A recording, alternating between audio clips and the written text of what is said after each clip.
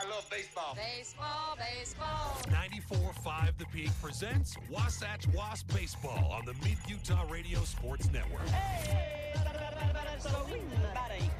This broadcast is powered by Guild Mortgage, Dairy King, Carquest Auto Parts, Physical at the Fit Stop, Wasatch Back Flooring, Napa Wasatch Auto Parts, Heber City Point S, Dorius Dental, and Bank of Utah. Baseball. The guy on first. Who? The first base. Who? The guy playing Who first. is on first? I'm asking you. Now let's go live to the Diamond for play-by-play coverage of Wasatch Wasp Baseball on 94.5 The Peak. Good afternoon and welcome to the ballpark. We're going to do our best as we got like hurricane force winds down here at Salem Hills High School. Gotta love spring weather in Utah. It's a beautiful day, and then as soon as 3:30 rolls around, you get a lot of wind. It's going to be in and out, and then we'll see what happens. The computer is quite literally sliding across the table right now by the wind pushing it, so we're going to do our best here. You're exactly right, hanging on to the equipment that's flying, the papers, while still trying to play a game.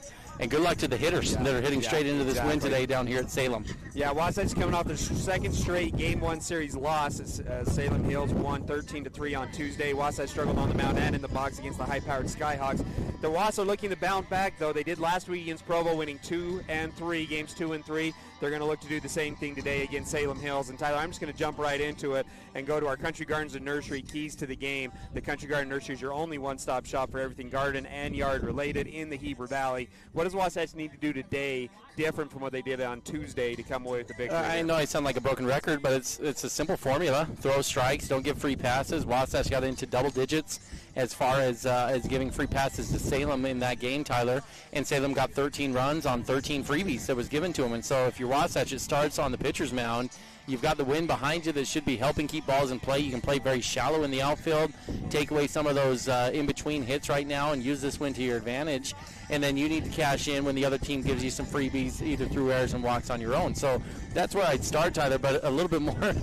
This computer is incredible, watching the computer slide across the table here, keeping you on your toes side. But the other element of this that I think Wasatch needs to do a little bit better at is produce at the bottom of their lineup. When Wasatch has been successful in games, the bottom of the lineup, hitters 6, 7, 8, and 9, have come through with big hits with 2 outs, 2 strike knocks, and they just haven't had as much production down at the bottom part of that lineup. And it's not that they're not being productive at the bottom part of that lineup, but they're not being productive necessarily together. You know, Tragan Shaw's up near 400. In fact, he was above 400 going into last game. That's an amazing batting average for a guy who's hitting in that 7, 8, 9 spot.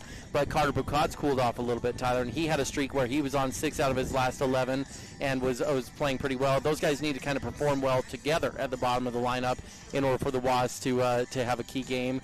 And add a couple new faces in there as well. Craig McPhee, who's into the lineup today. You know, he's a guy who's going to have a chance to help produce towards the bottom of that lineup. So that's, I guess, the bonus key to the game, if you will. Obviously, it's got to start with the pitching and throwing strikes. But then give me your 6, 7, 8, 9 hitters, and they need to come through with some big knocks today in order for Wasatch to knock off the ace here of Salem Hills. Yeah, Wasatch only had 5 hits in their game yesterday against Salem, on Tuesday against Salem Hills. And that's going to bring me to the Gordon Law stat tie. The Gordon Law Group is your full-service local law firm practicing in all areas of the law. They take pride in saying, yeah, we do that. Wasatch is currently 5th in all of 5A with a 332 team batting average, and that's good for first in Region 9. And so I agree that you got to clean things up on the mound. You got a strike thrower on the mound, which with his curveball and slider, this win could be nasty with Casey Anderson on the mound. But he's probably, the Salem Hills team's good, and they're probably going to get 5 to 6 runs today. So you've got to come through in the box. You got to score, I think, 6 to 7 runs today at a minimum in order to get the victory here against Salem Hills. You mentioned the starting lineup, Ty. Let's go ahead and jump into our Bank of Utah batting lineup.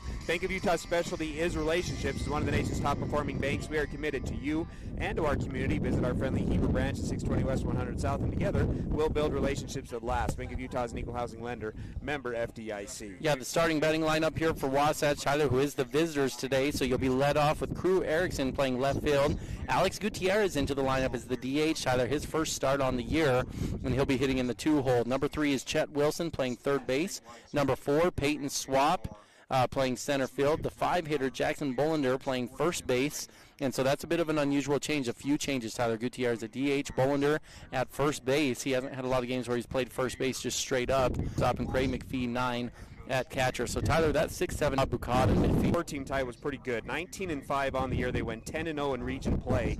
And in region play, they outscored their opponents.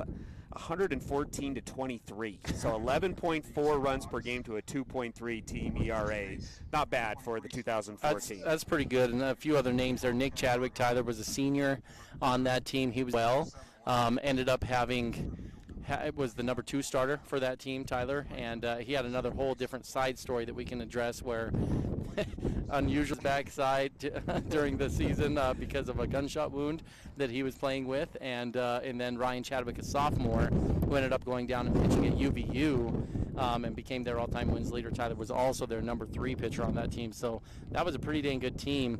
But I couldn't help but thinking about that 2014. I want to make a little comparison here, Ty, to this team this year. If you remember, kind of the surprise of the year at first base was a player named Trevor Sorensen for the starting lineup. The reason he got into the lineup is a whole different story we can get into.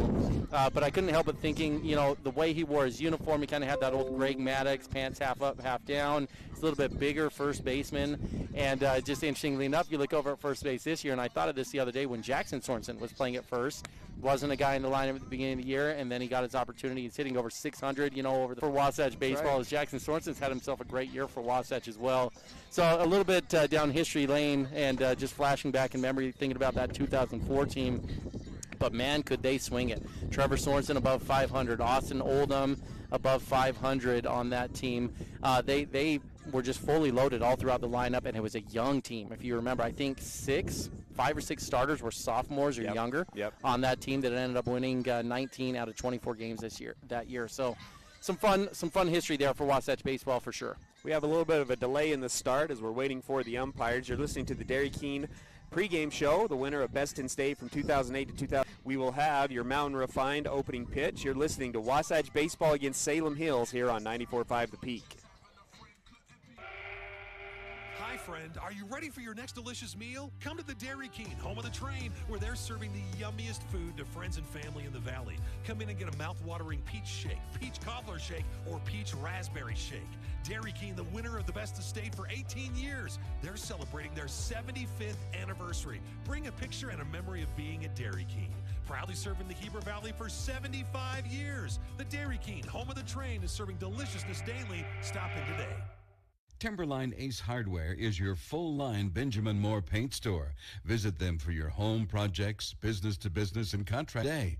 And get your Carhartt wear, your cool outdoor clothing, and Wrangler jeans. Timberline Ace Hardware, located west of the Wasatch Wasp football stadium at 737 South Main Street, serving the Heber Valley for over 50 years. The 50s produced some great sound. That early rock and roll triggered so much emotion for so many. Here's another sound from that era. The dental drill triggers a whole different set of emotions. The sounds, the smells, feeling out of control, whatever keeps you from the dentist at Dorius Dental, we get it. We focus on the little things. Distract yourself with your favorite episode of The Office, or crank up the 80s or 90s and let it take you back to another time. At Dorius Dental, we are sensitive to your needs. We are taking care of the little things so you can move on to more enjoyable things. Located in Gateway Plaza. Heber City and live sports coverage with Ty and Ty. Want to thank you again for listening to 94.5 The Peak, HeberValleyRadio.com, live from Salem Hills High School this afternoon, where the Wasatch Wasps are set to take on the Salem Hills Skyhawks. Wasatch comes in 8-9 on the season, currently sitting at number 17 in the RPI standings, 5-2 in region play. For the Skyhawks, 10-7 on the year, 4-3 in region play, and currently sit at number 9. We're going to have the national anthem. When we come back, we will have, again, the Mountain Refined opening pitch. You might be used to having someone ask you the question, what is it that you need? I think that's limiting. I'm going to take you through a 6-step process, and it's simply answering questions. And it might not just be home. It might be that you want that fancy new car. It might be that you want trips. It's your list. What is it that you really, really want? Call Tom Stone at Guild Mortgage in Heber City. Tom Stone, MLS 257849. Guild Mortgage Company is an equal housing lender. MLS 3274. All loans are subject to underwriter approval. Terms and conditions may apply. Subject to change without notice. Hi, this is Nicole with Mountain Refined Furnishings and Flooring. And if you didn't know, we've recently partnered with Mattress Warehouse of Utah to bring you the largest selection of mattresses around. The team at Mountain Refined prides themselves on making your home a place where you love to be. We offer a large selection of furnishings. We're located at 480 North Main Street. Heber City Point S is locally owned and operated by Larry Rhodes and Brad Hyatt. They offer the best brand tires at low prices with extensive knowledge and experience of repair and services with no pressure sales. Only what you need. They've been taking care of cars, trucks, and trailers for over 20 years. No appointment need sent you over. That's Heber City Point S. Wasatch High School Sports is on the radio.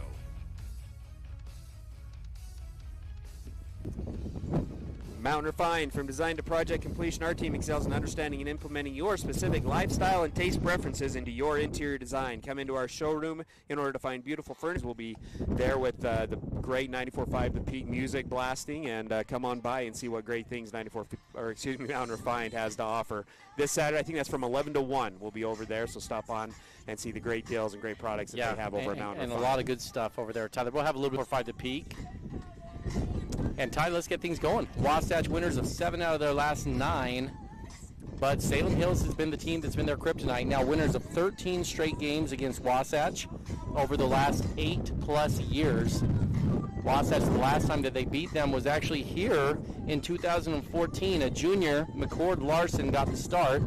McCord had just moved up to Wasatch from Bingham High School. That Bingham team ended up winning the state title that year that he moved away. He was a really good career at Wasatch between his junior and senior year. But that was the last time Wasatch got the win here at Salem Hills, Ty. On the mound today for Salem Hills will be their ace. 20 and a third innings pitched on the year, 1.72 ERA, 34 strikeouts in those 20 and a third innings, so averaging over a strikeout an inning on the year. A senior, also their ace, who's thrown the most innings on the year for the Skyhawks and also has an under 2 ERA. Well, here we go, Ty. This team has been resilient. Yeah, Ty, we were talking on the way down of what to expect, and that's a good question. You've seen all gamuts of this Wasatch team this year. You've seen the struggles on the mound with throwing strikes, and then you've also seen Wasatch come out and really dominate. Second pitch also is going to be a ball. This time it's up in the zone, so low for ball 1, up in the zone for ball 2. On deck for the Wasps will be Alex Gutierrez, hitting in the 2 spot for the first time this season. The 2-0 to Erickson. This one's going to be in there for a strike. Straight fastballs for Crew to start off this game. You can hear the wind starting to really come down on this. We'll see if this thing calms down at all. It's supposed to, I think, be windy through maybe 4 o'clock. Yeah, maybe the 3rd or 4th inning, Ty, we'll get some relief. We just need some of these big ball players to come stand right in front of us. That's what you we could need. probably hear them on the air here, Ty, right next to the dugout, and they are energetic right now. 2-1's pitch is going to be a ground ball to the shortstop. It's Coburn. He'll field it, throw it across the diamond to Vance, and Erickson is retired. Coburn, the starting pitcher yesterday, gets the start at shortstop today. Yeah, 2 days ago. He's had a little bit of rest here. We're off yesterday, but that arm will probably be a little bit tired, Tyler, but he didn't have to go too far on that either. He didn't throw a lot of pitches. It's going to bring up Alex Gutierrez, hitting in the 2 spot for the first time this season. .545 batting average, 3 RBIs, went 1 for 1 in the game on Tuesday. Zone, but too low, according to the umpire. And you're throwing to a smaller hitter in Gutierrez, and that's a tight strike zone if you're not going to get that one. The 1-0 is going to be swung on. Line drive at Coach Jacobson down the third base side. Foul brings up 1-1. Ty, as we talk about the UCCU spark, Wasatch needs a spark today in order to get a victory after losing 13-3 on Tuesday. Who are you looking at? You actually already mentioned it a little. Bucad, I think, has the ability to have a big game. And then I'm excited to see what Craig McPhee can do coming into the lineup here, Tyler, and get his opportunity. Last time we saw Craig in a start was at Cottonwood, and he had himself a good base hit in that one. So see if Craig can provide a little bit of a spark. Ground out, or the pitch is swung on, and it's going to bring up the number 3 hitter, Chet Wilson, 375 batting average, has 7 extra base hits on the year with 12 RBIs, was 0 for 2 in game 1 of the series. He'll take a fastball on the outside corner for strike 1. Wind is blowing in, and the outfield of Salem Hills is playing not playing too deep. Wasatch wearing their all-gray pin uniforms today. Goes for a drag bunt with 2 outs. Going to bring the third baseman in, but the ball is low. Chet will pull back. It's going to bring it count to 1-1. You know, and the philosophy may be, why are you trying to bunt here with 2 outs and the 3-hitter up? But Ty, that's not a bad move with the wind blowing in. Maybe stretch the pitcher a little bit, pitch count up early, try to get to the bullpen, maybe make the pitcher get just a little bit uncomfortable. And you may not be winning this game hitting a ball 350 feet. This might be one just execution on little things like bunts. Second pitch is in there for a strike as well, or the second strike's in there, but then follows it up with the ball. So the count is now 2-2 here in the top of the first. 2 outs for the Wasps. Deuces situation. Payton Swapp on deck. Chet yet to swing at a pitch in this at bat. The 2-2. High, ball 3. So we'll go full.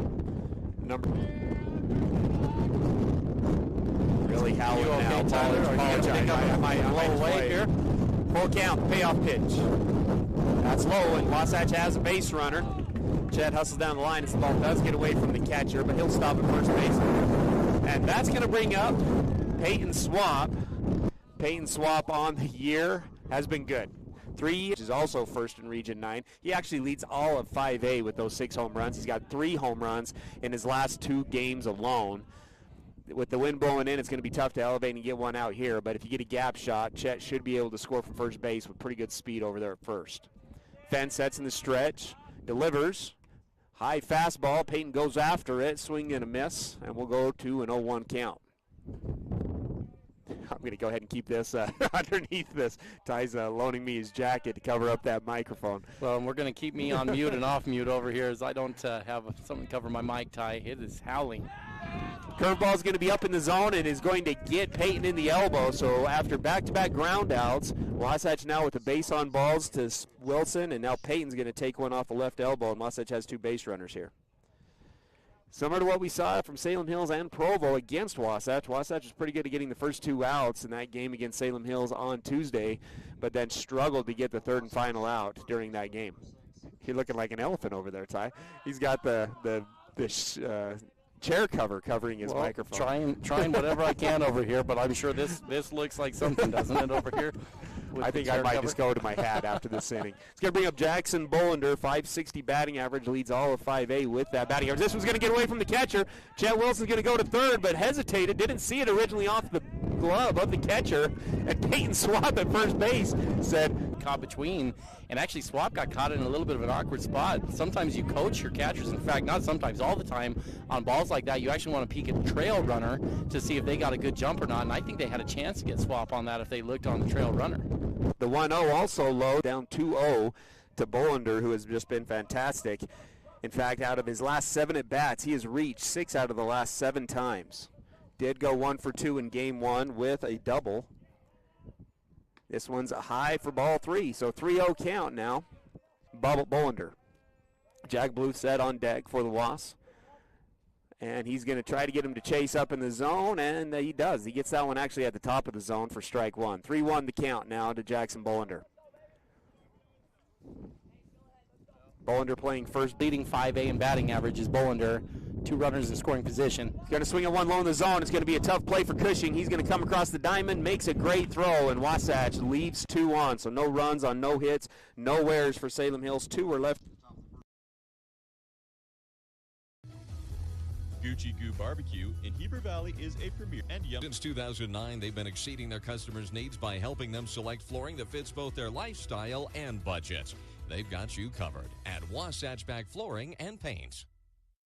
5, 4, 3, 2. KTMP Heber City and live sports coverage with Ty and Ty. Bottom of the first inning at Salem Hills High School. Wasatch 0, Salem Hills 0. First inning action brought to you by Wasatch Physical Therapy and Sports Medicine, your rehabilitation specialist dedicated to your total recovery from sports injuries, auto injuries, industrial and or commercial injuries. Let Dan Ivey and his team get you back to 100%. The leadoff hitter for Salem Hills is going to be the first baseman, Vance. 422 batting average on the year and 11 RBIs. On the mound for the Wasps is the senior Casey Anderson. 21 innings pitched, 533 ERA, 16 strikeouts, 11 walks, 3 hits batsman on the season. He comes with a strike after throwing a ball 1. So 1-1 count here to Vance. Vance yesterday 1 for 3 with 2 RBIs, also walked twice, so reached base 3 times out of his 5 at-bats. The 1-1 count. Swung on. It's a curveball. It's going to be elevated into shallow right field. The wind howling. Tragan Shaw having to come all the way into the infield and makes that catch. Pretty good play there from Tragan Shaw. And you see the wind troubles. Jack Bluth originally called that, but it was swirling on him, and Tragan Shaw did a good job of taking control. How often do you get to see your right fielder come make a catch in the dirt? But Tragan Shaw charging in there is right on the fringe of where the second baseman is playing, and he's going to come in telling Coach he can play infield now. Probably could play infield. Pretty good athlete out there in right field. The number 2 hitter for Salem Hills is Richards. He's going to swing at the first pitch. It's going to be a nice hop to Bukad at short. Bukad throws it across the diamond to Bolander, and Wasatch has the first 2 guys retired after the ground out to the shortstop, Carter Bukad. Fenn yesterday reached as well 3 times and had 3 RBIs. The number 3 hitter now is Fenn, the pitcher, .231 batting average, has a home run on the year, was 0 for 2 yesterday with 3 walks, hits from the right-hand side. Number 1 and 2 hitters for Salem Hills, both hitting from the left-hand side. Anderson looking good early on. Casey doesn't have to worry about the no-hitter now as he gives up a hit here in the top half of the first. Yeah, just get that pressure out of the way now. He can just get after it. You know, it's funny talking to some outfielders like Tragan Shaw, Payton Swapp, about how stressful it can be to play behind a guy like Jackson Bolander, who has had a no-hitter in the last couple games going late, saying, you know, he's not in play in the outfield very often because he's striking out so many guys and he's humming, but you just don't get a lot of balls, and then that added pressure, you don't want to be the one to make a mistake, and it takes a little extra mental strength for the outfielders to stay engaged, Tyler, when you've got a pitcher just dealing with a no-hitter. Speed-up runner will be number 9 for Salem Hills. Going to bring up the number 4 hitter, the cleanup guy, Cushing, 500 batting average on the year. Also has 2 triples and 8 RBIs on the year. Was 0 for 1 yesterday with 4 walks. Also hitting from the left-hand side today. Cushing just jumped on a first pitch fastball. Anderson, not an overwhelming fastball, but does have a good slider and curveball. He tries to go slider there on the first pitch. Doesn't get Cushing to chase, and it's going to be ball 1. Bukad playing a little bit shallow over at the shortstop position with the lefty up. He'll be covering second base on any movement.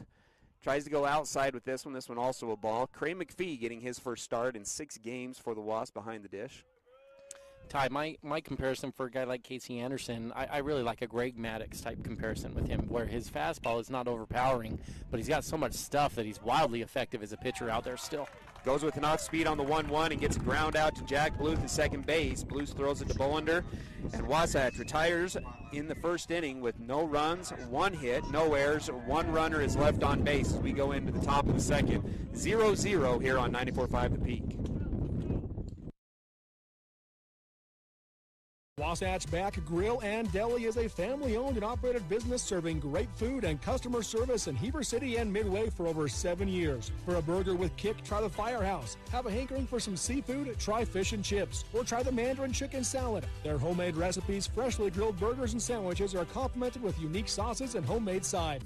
All kids need a parent's help to stay drug and alcohol-free.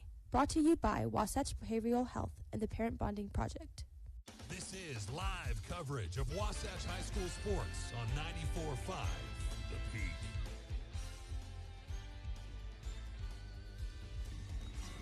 Top of the second action, Bride's going to bunt, but then pulls back on ball 1.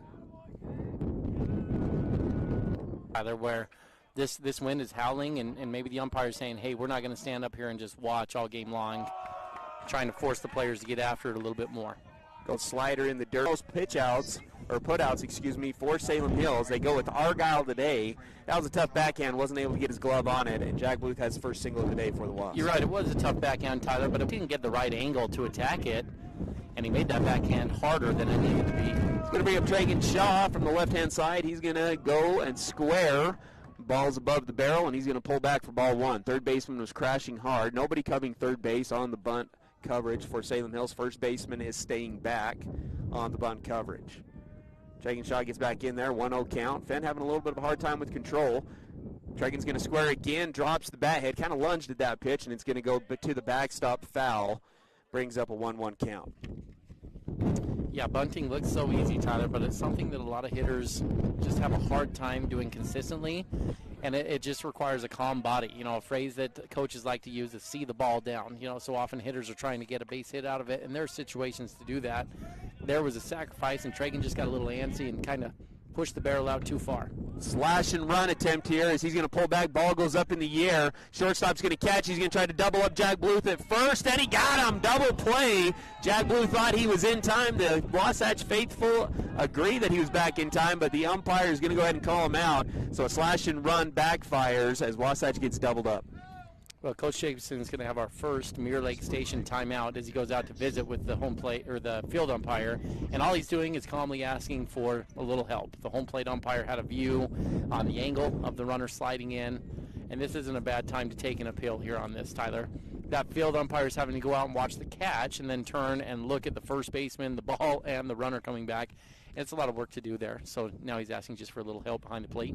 Looks like they've got Nate as their umpire. We got to know a lot of these umpires, Tyler. Nate does a good job back there. So I'm sure they'll do their... Down steps on the bag, and Wasatch is retired. No runs, 1 hit, nobody left on base, as we are at 0-0 as we go into the bottom of the second.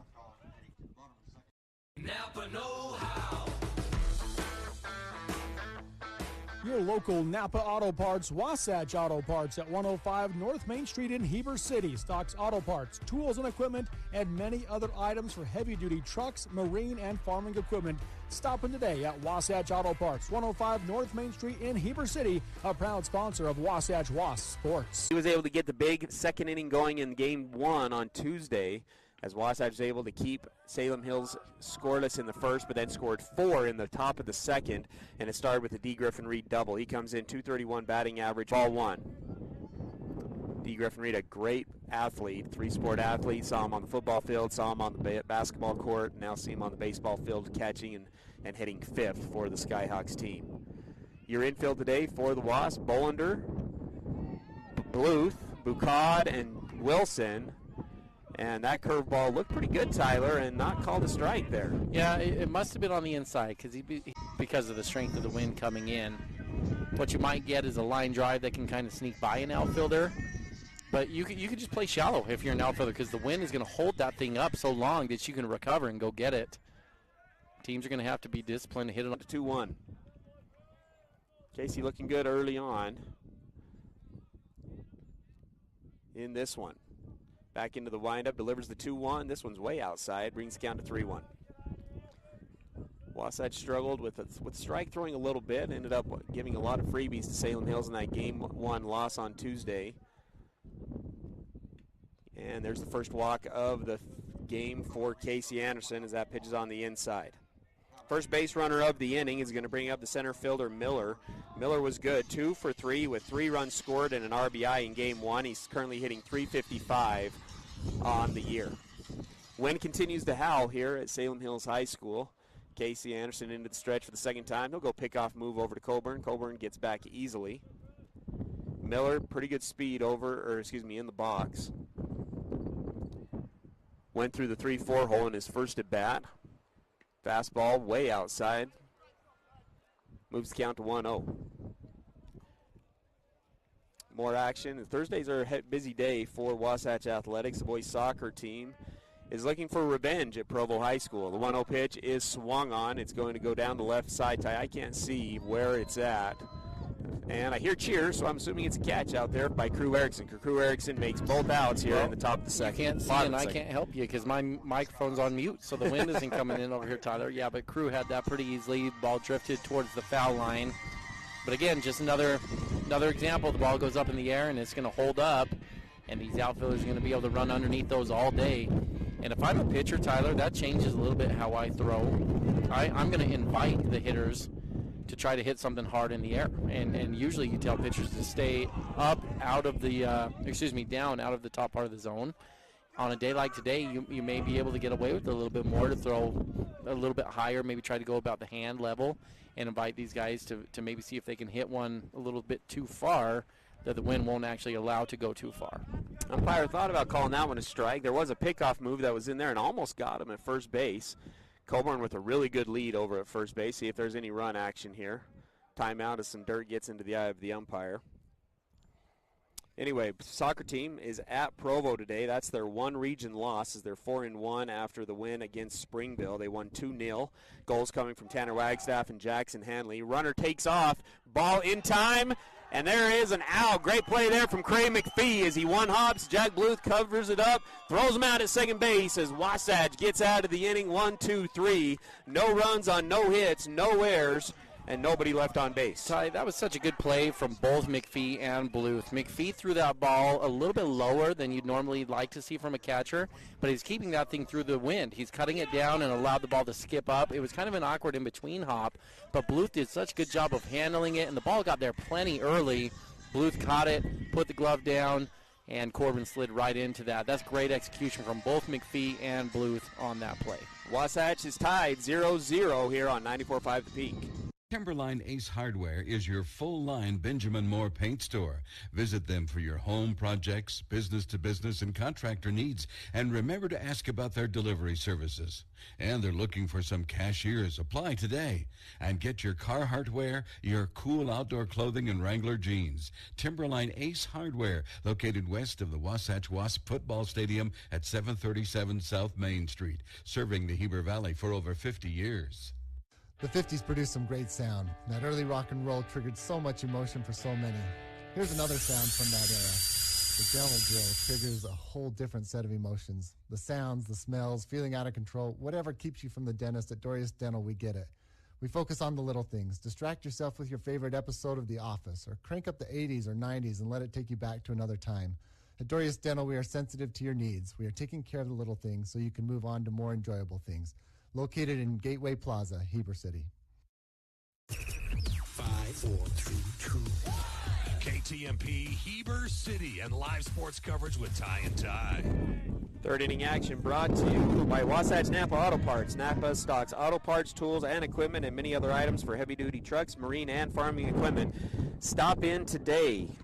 Wind continues to howl here. It's a 0-0 game as we go into the top of the third inning. Craig McPhee will lead off for the Wasps. He'll start by taking 2 straight strikes, so he falls down 0-2. Craig, the number 9 hitter, 231 batting average on the season, was 0 for 1 yesterday in his one pinch hit opportunity. Falls down 2-0 here. Widens the stance, chokes up on the bat. The 0-2 pitch swung on and fouled off lazily to the third base side. Both teams putting the ball in play today. No strikeouts yet through 2 innings. Ty, even something as simple as that foul ball, though, to me is a mini victory for Wasatch. You're racking up that pitch count a little bit higher. 9-hitter makes the pitcher work just a little bit harder to get the put out. This one's going to be swung on and fouled off. That looked like it was going to be going to the catcher. Instead, the wind's going to blow that thing over into the softball field almost, probably. And he lives another one. And again, if Craig can battle here and find his way on base, that's a next level type thing from falling down 0-2.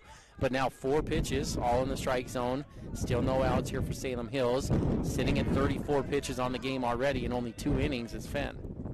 This pitch is going to be outside for the first ball of the at-bat. 1-2 the count. To finish my thought with the soccer team tie, 8-2 currently on the year. Top 5 RPI. And are trying to avenge that loss. Provo number 1. In both the D News and the RPI. Curveball looked good right there. Throws Cray, but the umpire doesn't like it. I think both pitchers trying to figure out the strike zone early on. I feel like twice the umpires maybe let the hitters duck a curveball. Tie 1 for Wasatch, 1 for Salem. And that's got to be a little frustrating for the pitchers. The 2-2. This one swung on. It's going to be fouled back again out of play. So Cray continuing to battle here. That's the 3rd foul ball. That's the 5th pitch Cray's seen after getting 2 strikes on him.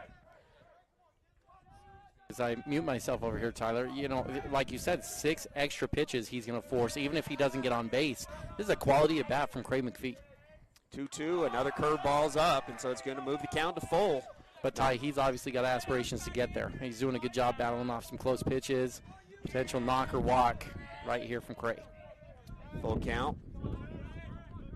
Fenn into the windup, and the payoff pitch.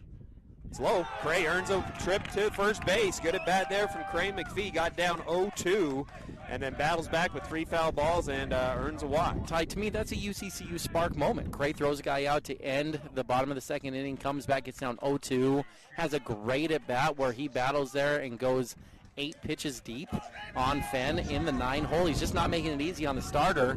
Cray doing his part to get things sparked up here for Wasatch. See if Crew in the top of the lineup now can produce. Wouldn't mind seeing a drag bunt maybe here from Crew. Yeah, I mean, Coach Jacobson's gone to the bunt. We haven't been able to see a bunt. Try to slash and run as well. That didn't work either in the top of the 2nd.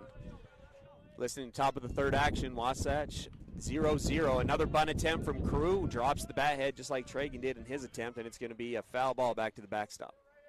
Just so hard to stay disciplined sometimes when you're bunting, Tyler, and especially with a guy like Crew.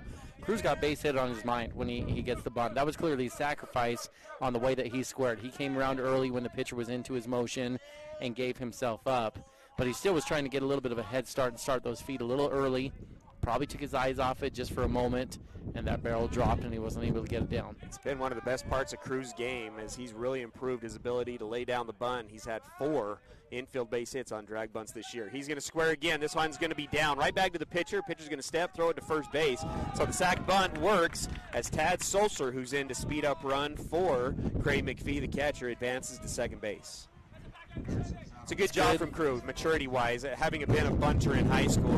That first pitch, you're going for the base hit. If you don't get it down on the first strike, then the second one's just get the bunt down. And you saw that from Crew. He just did a good job of getting it down, didn't worry about where it was placed, and moves the runner over to second base. Yeah, it's great execution. You're exactly right. Great execution, going away from the defense as well. Salem was bringing the third baseman in hard, so he put it over to the right side. And again, just good execution all the way around. It's going to bring up Alex Gutierrez. Gutierrez has been good, Ty. Over 700 in these situations when he has a duck on the pond, and he's got a duck on the pond here. He's going to take strike 1. Tad Solser on second base.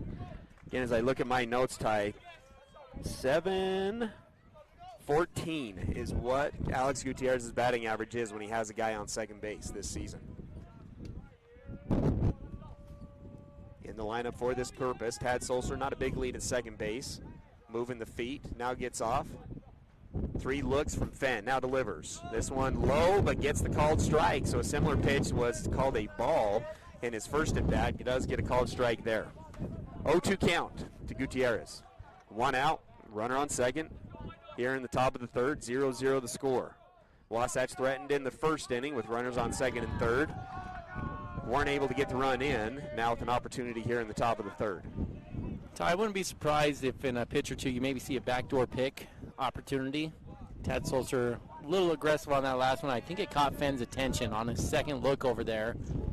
And it looked like he just kind of had this look about him like, no, maybe I've got him leaning a little bit. See if they've got a big play in the repertoire here. 0-2 pitch is going to be low and inside.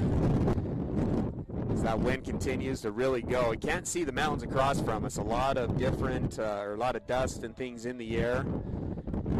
Tough conditions here for this Wasatch and Salem Hills team. It might be just what Wasatch needed, right, to kind of get this thing evened out a little bit, to get some confidence after losing 13-3 in that first game. And what was pretty good weather up at Wasatch High School. Supposed to be nasty tomorrow. We'll see if Wasatch is able to get that one in. The 1-2. High and outside for ball 2. Wasatch has been good with 2 strikes in the inning. Craig McPhee earned a walk after falling down 0-2. And now Alex Gutierrez set to see his third pitch after 2 strikes. You see a lot of analytics right now, and one of the analytics is quality at bats. And one of the things to earn a quality at bat is to see 3 pitches after getting 2 strikes on you. So both Craig McPhee with a quality at bat, and this will be the third pitch that Alex Gutierrez sees. Swung on, foul back to the backstop as Wasatch continues to refuse to go down with 2 strikes. Chet Wilson set to come up on deck. Had a base on balls in his first at bat. Alex Gutierrez grounded out to the first baseman, his first time up. Hitting in the 2 spot for the first time this season. Currently has a 2-2 count. 6th pitch of the at bat. Fenn delivers the 2-2. Too low. Brings up the count full. Pretty good spot there from Fenn, but doesn't get Gutierrez or the umpire to bite on that spot.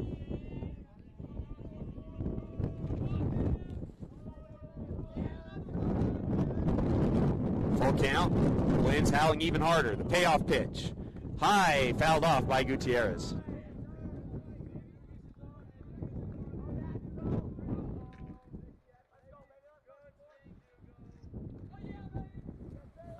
Well, really strong at bat here from Alex, Tyler. Both Alex and Craig. We talked about how they were the new guys into the lineup today, and both making a good impact early on in their first couple appearances here throughout the first couple innings. 8th pitch of the at-bat, the payoff pitch, low, and Alex Gutierrez earns a walk. Another good at-bat there from Alex Gutierrez, and that's going to bring up the number 3 hitter, Chet Wilson. So first and second, 1 out for the number 3 hitter, Chet, and the number 4 hitter, Payton Swapp, now for the Wasps. Another good at-bat there from Verdugi in the DH role for the Wasatch Wasps today. More Wasps rewind action for you. The boys lacrosse team fell to Juan Diego in a low-scoring affair, 7-3 on Tuesday. They are now 2-6 overall. Lost 5 straight. They have their first region match tonight down here at Salem Hills. That game will start at 7 o'clock over on their new turf football field. First and second, 1 out here in the top of the third. Chet's going to take strike 1 at the belt. Again, earned a base on balls in his first at bat. Wasatch only 1 hit on the day, but 3 walks and a hit by pitch. as they've done a good job of causing Fenn to throw a lot of pitches. See if they can get a run across here in the top of the third. First and second, one out. The 1-0. Inside, ball one. Well, you're right, Tyler. When you talk about a lot of pitches here, Fenn is already at 51, and to put a little comparison, in Game 1, Salem was at 56 after 5 innings, and so Wasatch is making the Salem pitching staff work a lot harder today. Later on, we'll have Tyler report from Hurricane Tyler that's been happening where he's at. Sounds like he's in a different location with all the Hurricane wins. This one's going to be swung on, and it's a base knock in between the 3-4 hole. Coach Jacobson's going to wave him home as the right fielder misplays it. Wasatch is going to go first to third with Gutierrez. It's going to be an RBI single, and then Chet will advance to second on the error by the right fielder, as Chet Wilson's been quiet over the last couple of games, but a big RBI single there through the 3-4 hole as Wasatch is on the board first. 1-0. That run brought to you by Wasatch Physical Therapy and Sports Medicine, your rehabilitation specialist dedicated to your total recovery from sports injuries, auto injuries, industrial and/or commercial injuries. Let Diane Ivey and his team get you back to 100%. Now runners on second and third for Payton Swapp, who's got 3 home runs in his last 2 games and 9 RBIs. And let's see if Wasatch can make the right fielder pay for that error. That's a big spot. Double play out of order. Runner on second and third, less than 2 outs. Wasatch should be able to chip in 1, if not 2 more. Well, this ball gets away from the catcher through his legs, and Alex Gutierrez will come home, and Wasatch takes the 2-0 lead. Chet Wilson will advance to third base as well. So just like that, the error by the right fielder already results in 1 run in for the Wasps. And how big is that? Because Chet on first base with 1 out, you're saying, well, if you need to get him in this kind of win, you need at least 2 more hits in a row. And that just doesn't happen very often, 3 straight singles, especially in a weather game like this. Now you have an error, now a pass ball, 1's in, and the runner on third. Should easily be able to get 2 runs if you just get this ball in play. Van delivers. It's going to be swung on. It's going to be a line drive down the line that gets pushed foul as we'll reset at 1-1. Again, Payton, 3 for 6 over the last 2 games with 3 home runs, 9 RBIs for the Wasps. Leads 5A with 6 home runs and with 21 RBIs. 1-1. Payton's going to step out and call time. Chet Wilson on third base with an RBI single already in the inning. Wasatch leads 2-0. Fenn sets, delivers the 1-1. Swung on and missed. Kind of an off-speed pitch that Payton it looked like he was a little fooled on and kind of waved. Yeah, he wasn't looking for that one, Tyler. And that one he decided as it got too close that he wanted to take an offer at it anyway, and that ball got by him. Made him look awkward. It's going to bring a 1-2 count now. Good pitch there from Fenn. Maybe the best pitch we've seen him throw today. The 1-2 pitch. Fastball, and once again fouled off. Again, Wasatch continues to battle with 2 strikes. Already 2 walks by 2 hitters that fell down 0-2 in the inning. Coach Jacobson coming in to get Payton's attention, just preaching, hey, 2 strikes, team at bat time now. He thought he took too big of a hack there on that 2-strike swing. Wants him to be a little more disciplined, short, in play up the middle, which would get that run across. The 1-2 curveball again swung on. There's a team at bat there. He kind of just had a contact swing. Well, that's exactly right, Tyler. In fact, if he has that big swing, he probably misses that pitch there. But Coach Jacobson coming in saying, hey, be disciplined. He's a little bit more compact and was able to foul that pitch off. You talked a lot of keys, Tyler. One of the keys during that win streak the Wasatch had was 2-strike and 2-out hitting. They were so good with 2 strikes, so good with 2 outs, just putting the ball in play up the middle. Or just earning base runners, and that's what Wasatch has done today. Payton with 2 fouls here with 2 strikes. Moves the count to 1-2 still. Jackson Bollinger on deck for the Wasps. Wilson on third. Wasatch leads 2-0. Fenn comes set. Delivers the 1-2. Fastball, and once again fouled off as Wasatch continues to battle with 2 strikes. It's a windy day. Sun's out. A lot of dust in the air. Can't see the mountains in front of us. And really windy here at Salem Hills High School. The lacrosse team will be down here a little bit later. Soccer team currently playing at Provo High School today, trying to avenge their lone Region 9 loss. 1-2 pitch is going to be swung on again. Another off-speed pitch that gets elevated and pushed foul. Softball team also in action today at Maple Mountain High School. That was a good game earlier in the year between the 2 schools.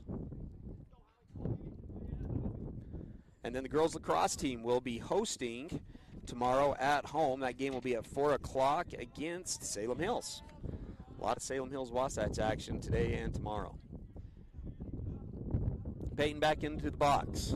4th foul ball with 2 strikes for Payton in the at-bat. Still a 1-2 count, so Fenn has some pitches he can waste here. The 1-2.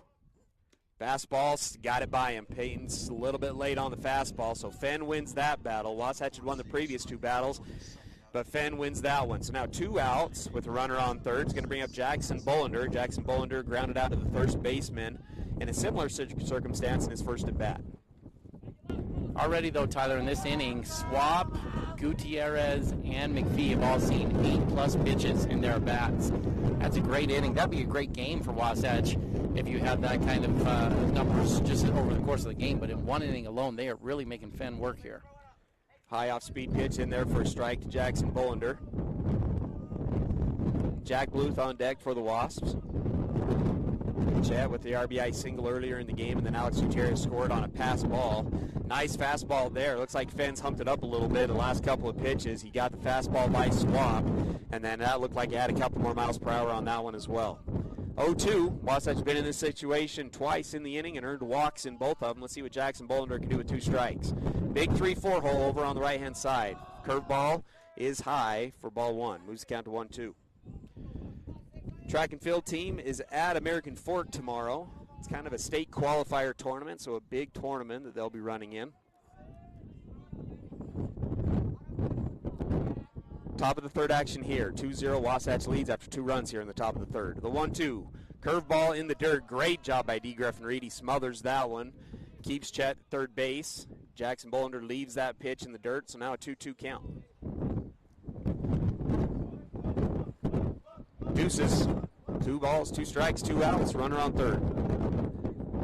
Bullender set, so does Fenn. The 2-2 pitch. Fastball, and how about that? Fenn, after giving up 2 runs, gets back-to-back strikeouts on both Bullender and Swapp as Chet Wilson is stranded at first base. But Wasatch pushes 2 runs across on 1 hit. 1 error by Salem Hills, and 1 runner is left on base. Wasatch takes the 2-0 lead as we move into the bottom of the third. You might be used to having someone ask you the question, what is it that you need? I think that's limiting. I'm going to take you through a 6-step process, and it's simply answering questions. And it might not just be home. It might be that you want that fancy new car. It might be that you want trips. It's your list. What is it that you really, really want? Call Tom Stone at Guild Mortgage in Heber City. Tom Stone, MLS 257849. Guild Mortgage Company is an equal housing lender. MLS 3274. All loans are subject to underwriter approval. Terms and conditions may apply. Subject to change without notice. Hi, this is Nicole with Mountain Refined Furnishings and Flooring. And if you didn't know, we've recently partnered with Mattress Warehouse of Utah to bring you the largest selection of mattresses around. The team at Mountain Refined prides themselves on making your home a place where you love to be. We offer a large selection of furnishings, flooring, window treatments, gifts, decor, and so much more. If you haven't been by lately, stop and check it out. You'll be pleasantly surprised. We're located at 480 North Main Street. This is live coverage of Wasatch High School sports on 94.5 The Peak. Well, Wasatch strikes first. A quick Doria Central scoreboard update as the Wasps lead 2-0 heading into the bottom of the third inning at Salem Hills High School. Third inning action brought to you by Gravity Coalition, offering the best in bikes, skis, snowboards, skateboards, and more in Heber Valley. Personalized service and sales and repair for the gear you love. Gravity Coalition in Midway, Utah, or visit gravitycoalition.com. Hickman will be the leadoff hitter for Salem Hills here in the bottom of the third, hitting .300 on the year with 1 home run. Was 0 for 2 yesterday with 3 walks. He's going to swing the first pitch and foul it off. Holds back on a curveball in the dirt, moves the count to 1-1. Casey's been good, only faced 7 batters so far. Gave up a single in the first inning and walked a guy in the second inning, but that runner was then thrown out at second base by Craig McPhee. Looked like Craig got crossed up a little bit on that pitch, moves the count to 2-1. Continues to blow hard, and it must be a Salem Hills thing, Ty, because one of our favorite games we called was a playoff game where I was holding 3 umbrellas, you were holding an umbrella, Craig Chambers was holding up a tarp as we were trying to keep our equipment rain-free during that playoff game 2 years ago. Yeah, you're talking about the football side of things. That was a football playoff game, and man, that hurricane was something. wasn't really a hurricane, Tyler, but whoever got the ball moving in the direction of the wind, that was the only time you could score in that football game. Ball's elevated to left field once again, and it's just going to hang up there, and it's caught once again by Crew Erickson. Crew Erickson now with 3 putouts in the last inning and a third, as Wasatch is doing what they need from Casey Anderson, just getting the ball elevated. Update from Coach Marsing. The girls at golf today won their tournament at Wasatch, so a little bit of home field or home course advantage by the girls softball golf team. Well, Ty, it's not just the home course. That girls golf team's pretty good. In their last couple tournaments, they've got a couple girls that are shooting in the 80s, and they're winning their tournaments by a significant margin. So shout out to the Lady Wasps and their golf team that's performing well. It's going to bring up the number 9 hitter, the senior Warner. Only his second at bat on the year, according to Max Preps. 1 for 1 with an RBI. Didn't play yesterday. Is playing right field today. Had a costly error in the top of the 3rd inning that cost Salem Hills a run. I'm going to say it actually cost him 2 runs, Ty. I think Coach Jacobson was going to hold up Tad Solser at third base on that single by Chet Wilson. Well, and then you had strikeout right That's after right. that, Tyler. And so you're right, that both runs probably would have held up on the bases. You probably get 1 run in on the pass ball, right? That happens, but that's a good point. Yeah. Second pitch is in there for a strike, so we move the count now to 2-2. 1 out here in the bottom of the 3rd. Wasatch leads 2-0. The 2-2 pitch. And just off the outside corner. Slider. Cray thought he had that one, but umpire disagrees and count moves to full. Payoff pitch here to Warner. It's a curveball. There he gets the swing and the miss. The first physical at the Fit Stop strikeout here for Casey Anderson. Physical at the Fit Stop is your locally owned and operated physical therapy clinic. Poor Warner. Casey Anderson just playing with him. He's hitting in the 9 hole, second at bat of the season. Thinking, okay, full count. He's going to come back with a fastball, and Casey's having none of it. Throws him a dirty curveball and puts him to bed there. Casey's throwing really well right now for Wasatch. It's going to bring up the top of the order. Senior Vance flew out to the right fielder, his first at bat. Takes a strike on the inside corner. When I say flew out to the 3rd right fielder, it was Tragan who caught it on the dirt, basically. Hitter calls time and will step out as Casey was in the windup. Umpire grants it, so we'll reset with an 0-1 count. Casey working fast, the 0-1, curveball, way outside. Craig McPhee keeps it in front of him, 1-1. So, Ty, the wind just died down just suddenly here for a moment. Yeah, you got to chime in when that happens. Well, and that's the thought I've had is this game can be so sporadic, too. If your infield's playing in and then you die down on one pitch, and that happens to be a pitch where a man smashes a ball, you know, that can change the game really quickly as well. So weather can be an interesting part of this one for sure. Well, that ball was smoked, but it was right at the first baseman, Jackson Bolander, who makes the catch. That 1-2-3 inning brought to you by Wasatch Physical Therapy and Sports Medicine. No runs on no hits, no errors, and nobody left on base. Wasatch leads 2-0 here on 94.5 The Peak. Heber City Point S is locally owned and operated by Larry Rhodes and Brad Hyatt. They offer the best brand tires at low prices with extensive knowledge and experience of repair and services with no pressure sales. Only what you need. They've been taking care of cars, trucks, and trailers for over 20 years. No appointment needed, conveniently located, free shuttle service, and free Wi-Fi. Take $5 off your next visit when you tell them 94.5 The Peak sent you over. That's Heber City Point S. Gucci Goo Barbecue in Heber Valley is a premier barbecue restaurant. You can choose from finger-licking ribs, poppin' andouille sausage, tasty chicken, tender brisket, delicious pork, and yummy street tacos. Friday night dates, take that significant other for the smoked prime rib that melts in your mouth. Family-friendly atmosphere where everyone is welcome, quick service for dine-in or takeout, great quality food, and great value for your money. That's Gucci Goo in Midway on Main Street. This is live coverage of Wasatch High School sports on 94.5 The Peak. Wasatch Behavior Health, founded in 1967, provides quality mental health care for all individuals within Utah and Wasatch counties. Wasatch Behavior Health is a comprehensive community behavioral health center. They offer a wide array of programs, services for teens and children and adults. Wasatch leads 2-0 as we go into the top of the 4th inning. Up for the Wasps to lead off the inning will be the second baseman, Jack Bluth. He singled up the middle in his first at bat. Came into today hitting .386. Was 0 for 2 yesterday, 1 for 1 today. Got doubled up on a slash and run pop out after he got on base. Fenn's going to bounce one off the umpire to lead off the inning. As a look at the pitch count here for Fenn, already up to 66 pitches in the top of the fourth. Wasatch has done a good job of being patient. We'll see how much longer Salem decides to go with him. Complete opposite of what we saw on Tuesday. Coburn had 66 pitches through 5 innings. That one in there for a strike, so 1-1. Ty's trying to do hand signals for me, but again, in the hurricane, I'm just not very good at the hand signals. Well, I didn't want to correct you on the air and make you sound foolish, but it was actually 56 pitches. So he's long beyond where Coburn was in game 1, Ty. This was going to be swung on and fouled off of the right ankle of Jack Bluth. That one hurts. He's going to try to walk that one off a little bit. 1-2 count. It's going to bring a trip to the mound from the catcher and umpire, not for the need of the defense, but for Jack Bluth. Trip to the mound brought to you by Mirror Lake Station, voted best donuts in Utah. Mirror Lake Station is your stop for gas, groceries, and goodies. New owners David and Kristen Wade invite you to swing by and say hello this season at Mirror Lake Station up in Camas, Utah. Weather's getting there, Ty. It's getting there where that Mirror Lake Station is going to be opened up, and we're going to be able to start traveling up there and having some fun up that Mirror Lake Station highway. Yeah, it's getting close. I thought you were talking about the weather down here today, which has been sporadic to say the least, right, with the wind blowing. Warm, though. It's a nice warm day, just windy. It is beautiful down here. You're going to go home sunburned and dirt all over you. As you talked about, you can't even see the mountains across the way.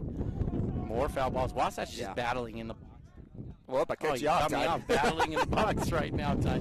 We're juggling a lot of things here with the wind and keeping book and keeping hold of things. I'm going to get myself unmuted for a second here again, Ty. If you weren't here early on, the wind's blowing so hard. We're on a little table with our equipment down here, and it's moving, the computer. It's pushing it on its own, so keeping you on your toes for sure. Nice play here from Coburn in time. That's a heck of a play as Jack Bluth had a nice barrel up the middle. The shortstop Coburn goes over, gets with the glove hand sign, throws it off balance across the diamond, and gets Jack Bluth by a half a step. That's a good play by the pitcher yesterday and the shortstop today. Coburn right now the most valuable player for Salem Hills in the series. It's going to bring up Tragan Shaw, who popped up on a slash and run attempt in his first at bat. Comes in today hitting .378 with 11 RBIs and 5 extra base hits. Pitch is in there for ball 1. 1-1 the count. Well, right now, Tyler, our key to the game was that Wasatch needed to produce at the bottom of the lineup and throw strikes. Casey Anderson performing very well, 3 scoreless innings pitched, under 40 pitches as well, and the bottom of the lineup, specifically Craig McPhee, kind of sparked Wasatch and got things going early on with a great at-bat where he actually earned a walk after getting down 0-2 and then saw 6 more pitches before getting a walk. And so to me right now the difference in this game is these guys. At the bottom of the lineup, 6, 7, 8, 9, which is Bluth, Shaw, Bucad, and McPhee, are really doing a good job for Wasatch. Tragan's going to take strike 1, so it's a 1-1, make it a 2-1 after the ball off the outside edge of the plate. Was listening to part of the interruption, Ty, and speaking, this game's at a pretty good pace, and that's one of the things that's baseball. It's a conversation, is how can we shorten the games, that it's too long for the casual fan, that the good fans are going to watch baseball no matter what. How can we get the more casual fan? This 1-2 pitch is going to be swung on, and a base knock through the 3-4 hole. Tragan Shaw with the single, his first single and first hit of the series. Comes with 1 out, so we'll have a 1 runner on with 1 out here in the top of the 4th inning. It's going to bring up the shortstop Carter Bucad. So they're talking that in the minor leagues, Ty, the pitch count rule, or there was a pitch clock. You had to pitch it within a certain amount, and if you don't, the umpire has the right to call a ball. And it actually shaved off 25 minutes on average of games in the minor leagues. So they were discussing whether that's a significant enough change. And at one, Mike Wilbaum was like, yeah, I think it's a good idea. It's not going to excite me to watch it more. Kornheiser was kind of agreeing. Just wondering what your thoughts were with a pitch clock. You're coming with a shot clock in college, in high school basketball. Is a pitch clock something that you're interested in at whatever level? Yeah, in theory. I think the pace of baseball needs to stay in a rhythm. You and I both know when you watch games, like when Casey Anderson's pitching, you feel good. Yeah. Because you know Casey's going to get up there and throw strikes. Jackson Bullender, he's going to get up and throw strikes. You look for those strike throws, I guess is what I'm saying. And a guy like Bullender especially, he throws one pitch every 8 to 10 seconds when we have him on the clock. Hit and run. Too bad. It was a good barrel, but right at the second baseman. And so it's going to be a double play. Nobody at fault there, as that's Carter Bucad's best barrel of the series. It just goes right at the second baseman. Tragan Shaw was in motion on the hit and run, and it's going to be a double play. So no runs on 1 hit. Nobody is left on base. as we stay at 2-0 moving into the bottom of the fourth. Dan Sluga at Wasatch Flooring is extending his services to include quality paint products to complete your home remodeling needs. Locally owned and operated, Dan and his team can help you find the right flooring for your home with quality products from Mohawk, Shaw, Target, Godfrey Hirst, and many more. Since 2009, they've been exceeding their customers' needs by helping them select flooring that fits both their lifestyle and budget. They've got you covered at Wasatch Flooring and Paints. Wasatch Back Grill and Deli is a family-owned and operated business serving great food and customer service in Heber City and Midway for over 7 years. For a burger with kick, try the Firehouse. Have a hankering for some seafood? Try fish and chips. Or try the Mandarin chicken salad. Their homemade recipes, freshly grilled burgers and sandwiches are complemented with unique sauces and homemade sides. They provide the best experience and highest quality food. Stop by today and try their great menu items. As a thank you to teachers, first responders, medical personnel, and military, get 15% off meals all year round. This is live coverage of Wasatch High School sports on 94.5 The Peak. Bottom of the fourth inning at Salem Hills High School. Wasatch leading 2-0 over Salem Hills. That update brought to you by Doria's Dental. Doctors Dorius and Proctor take pride in making your mouth smile. Dorius Center offers no surprises of dental treatment. Learn more at doriusdental.com. It's going to bring up the DH, Richards, grounded out to the shortstop, his first at bat. 2 for 5 now in the series with 3 RBIs and a walk. He's been good hitting from the left-hand side. Another thing that was brought up as a rule is you can only pick off. So if you pick off a guy at first base or attempt to pick off, you only have 2 pickoff attempts, and then you can't throw over anymore, as was one of the options that the minor leagues thinking. Swung on and fouled off, out of play. I don't mind that rule, actually, because you think about the other sports, football, basketball, players can't just take a timeout whenever they want to strategize, Well, right? they said it may encourage more base running, steals and stuff like that, right? If you have a pitcher that throws over twice, now you can have a little bit better jump the next time up. Pitch is going to be swung on and elevated to right center field. Tragan Shaw is going to come underneath it, but no, Payton Swapp's going to say, no, it's mine. He's going to come in front of Tragan Shaw. Well, that's the priority order, Tyler. We'll go over this, and maybe people are aware of this. Maybe they don't know. The priority order, what you teach your players, is the guy that has priority over everyone on the field is the center fielder. Anything he can get, he can go get. And so when the center fielder calls you off, you move. They have top priority. Oh, I thought you were just saying that Payton's bigger than Tragan. Well, he's much bigger than Tragan as well. Yeah, 210, 6'2", or whatever he is over here. Tragan's not quite there yet. But then your other priority, you start moving your way in. It's really easy. Then your right field, left field next on priority. Your middle infielders have the next priority. Your second and shortstop, then your first and third baseman. And then your last priority would be, of course, the catcher and the pitcher coming in. It's going to bring up the number 3 hitter, the pitcher today, Fenn, has a single in the ball game. The lone single, it's been a one-hitter so far for Casey Anderson. He singled up the middle in the first inning. The Swapp-Shaw conversation, though, Tyler, is a fun one. Tragan Shaw's first ever varsity baseball game as a sophomore.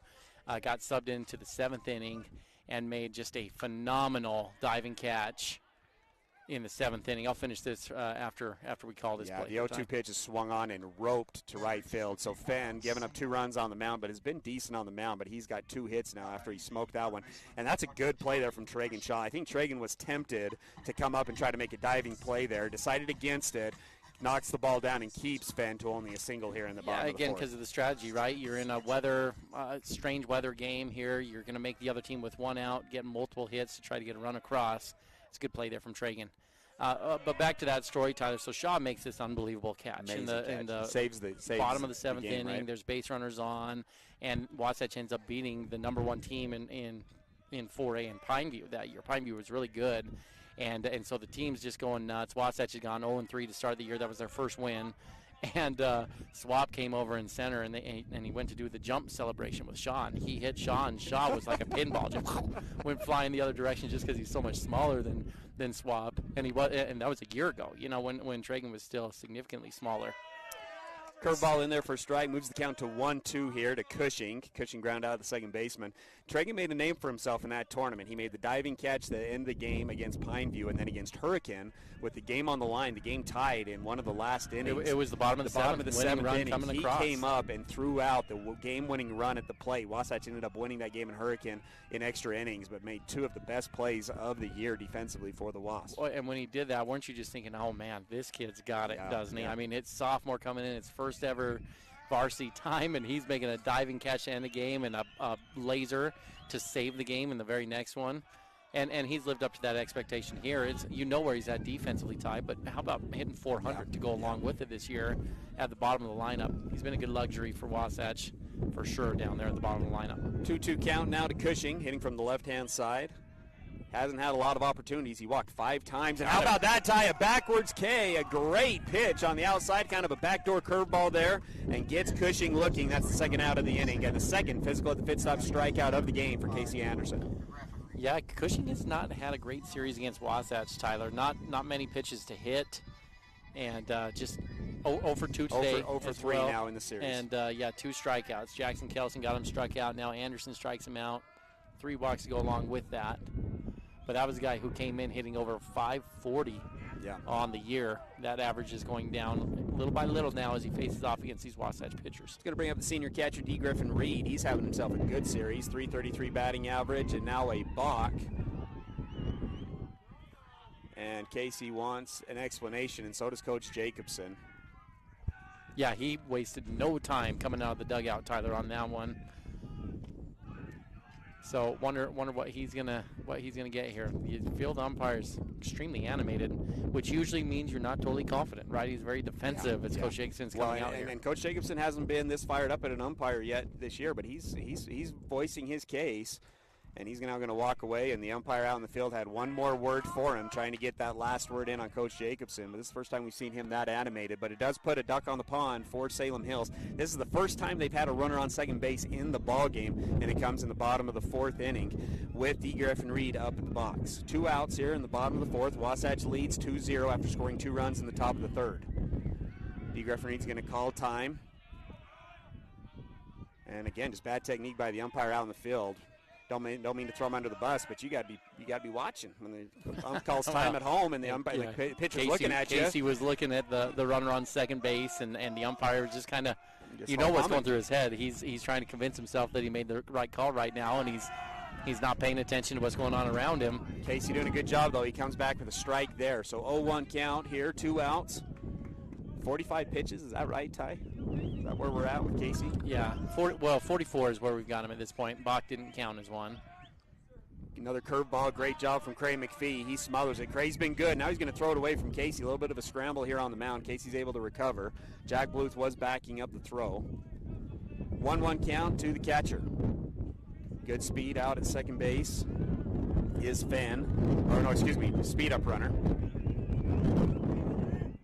Casey sets, delivers the 1-1 after a high leg kick. It's a curveball. It's a line drive. It's going to get over Bucad's head. Crew's going to come up. He's going to have a chance at the home. Crew, the throw off the mark is going to go off of Craig McPhee. Casey Anderson wasn't backing up, and the runner is going to go from first to third, and that ball's going to go over Chet's head. But Bucad was there backing him up. So Wasatch throwing the ball around a little bit, and an RBI single there from D. Griffin Reed cuts the lead to 2-1. Game of inches, Tyler. Just a game of inches there. Bucad's so close to coming up with that ball. Erickson had plenty of time, but the wind sailed underneath it and it went over McPhee. There we go. we got a dust devil coming at us. But Ty, Erickson would have liked to have that throwback. That ball beat the runner there by about 15 feet. It was just a little high, went to the backstop.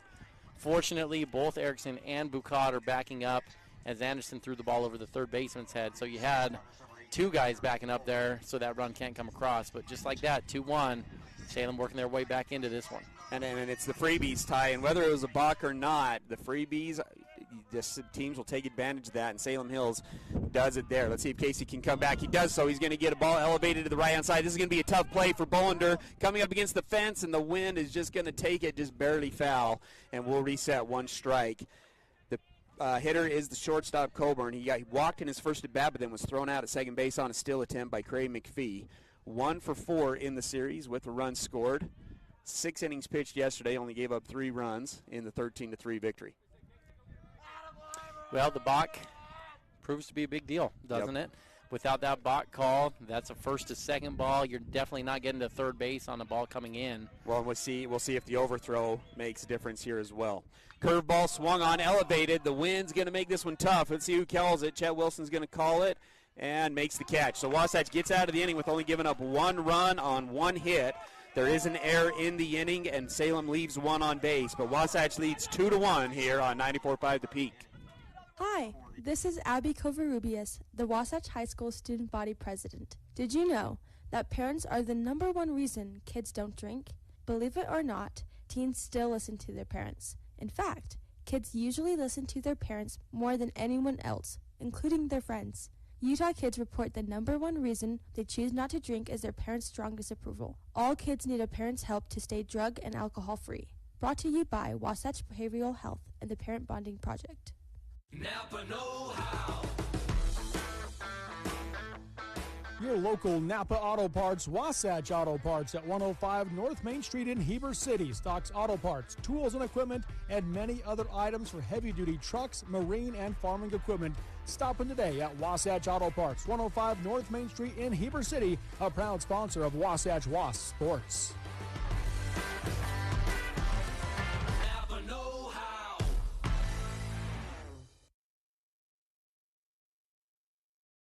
This is live coverage of Wasatch High School sports on 94.5 The Peak.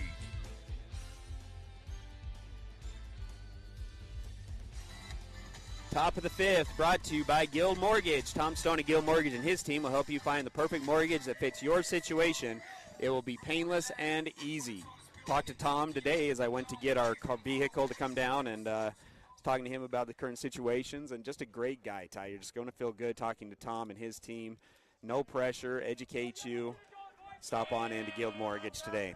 Trey McPhee will lead off the inning. He led off the top of the 3rd when Wasatch was able to push 2 runs across. Had a great at-bat, got down 0-2, battled to earn himself a walk.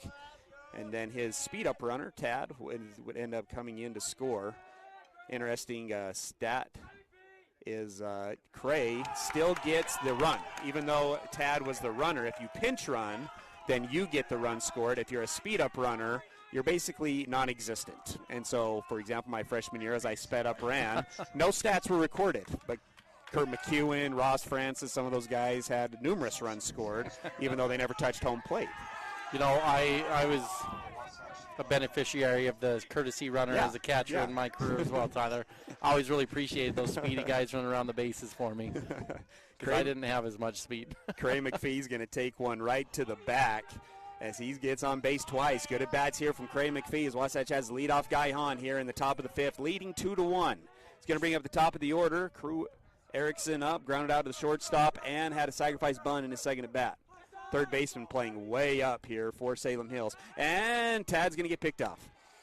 Tyler hits the head, and just like that, Wasatch's leadoff guy is now out as he gets into a rundown. Crew had squared to bunt, and the rule is if you're the base runner, you got to see the bunt down as well. He didn't see the bunt down, and Wasatch gets picked off at first base. It's been a pretty fun year for Wasatch, especially offensively, but that's been just a nagging thing that you've seen over and over on the year. They are now approaching 20 players picked off this season, Tyler, on the base paths. Crew's going to get a chance to swing now, up 1-0. And that one's going to be down in the zone. So 2-0. Fenn's been good, but he's been a little bit wild, has allowed base runners on. 1, 2, 3, 4, 5 freebies for Wasatch, but they've only been able to produce 2 runs with those 5. It's going to be a drag bunt attempt here from Crew. It's going to be fouled off and go off of the finger of D. Griffin Reed. He's going to come out to the mound. Give us a second to talk about Mirror Lake Station. David Wade, a great Wasatch catcher. He benefited from that speed-up runner rule as well. He did a lot of trotting around the bases himself. He didn't, and then that's what I asked. I asked Coach Hermanson, who was the head coach at the time. I said, "So if Kurt gets a home run, can I go and trot around the bases? You know, I do all the hard work. Can I get a home run trot? Because a guy like me doesn't get the opportunity to trot around the bases too much when you're a small singles guy. And you're playing on a field that's 420 to center and 400 to the corners. That was the old Wasatch field. That was still back in the day when they had the portable fence. Portable field. Right. Yeah, that's the smaller field there. 2-1 count to Crew. We're back at it. Fenn delivers the 2-1. Low for ball 3. 3-1 now the count. Alex Gutierrez on deck for the Wasps. Walked in his last at bat. Crew 3-1. The pitch. And he'll take strike 2. So full count here with 1 out. Definitely working up that pitch count, though, Tyler. 81 pitches now on the game for Finn. Winds really died down here in the top of the 5th. See if we get a little bit more offensive action from both teams. Cray got hit by pitch in the lead off the inning. Nice curveball here from Fenn. It's going to be a lazy ground ball, though. Crew with a lot of speed. Not a chance, as that's an infield single for Crew Erickson. Took a big hop over the top of the pitcher, and the second baseman just didn't have a chance as Crew reaches on the infield single. You know, that's something that was discussed, is you have guys like Kyler Murray, a guy like Russell Wilson, who are two-sport athletes, right, and then they end up choosing football ultimately, and because of analytics are more of your fast guys going to other sports and not necessarily going to baseball. And me and you are both believers that speed is such a big deal, especially in high school sports. Yeah, it changes the baseball game if you've got speed. Another good barrel here from Gutierrez, but it's right at Coburn. Coburn steps on the bag, throws it to first. Great pick by the first baseman. As back-to-back innings, that's now 3 innings. The Wasatch has had double plays. They had a double play against them in the 2nd, the 4th, and now the 5th, as it's a 6-3 double play by the shortstop Coburn as he continues to play well at the shortstop position. No runs on 1 hit, no errors, nobody left on base. It's 2-1 as we go into the bottom of the 5th. Hi, friend. Are you ready for your next delicious meal? Come to the Dairy King, home of the train, where they're serving the yummiest food to friends and family in the valley. Come in and get a mouth-watering peach shake, peach cobbler shake, or peach raspberry shake. Dairy King, the winner of the Best of State for 18 years. They're celebrating their 75th anniversary. Bring a picture and a memory of being at Dairy King. Proudly serving the Heber Valley for 75 years. The Dairy King, home of the train, is serving deliciousness daily. Stop in today. Timberline Ace Hardware is your full-line Benjamin Moore paint store. Visit them for your home projects, business-to-business, and contractor needs. And remember to ask about their delivery services. And they're looking for some cashiers. Apply today. And get your Carhartt wear, your cool outdoor clothing, and Wrangler jeans. Timberline Ace Hardware, located west of the Wasatch Wasp football stadium at 737 South Main Street, serving the Heber Valley for over 50 years. 5, 4, 3, 2.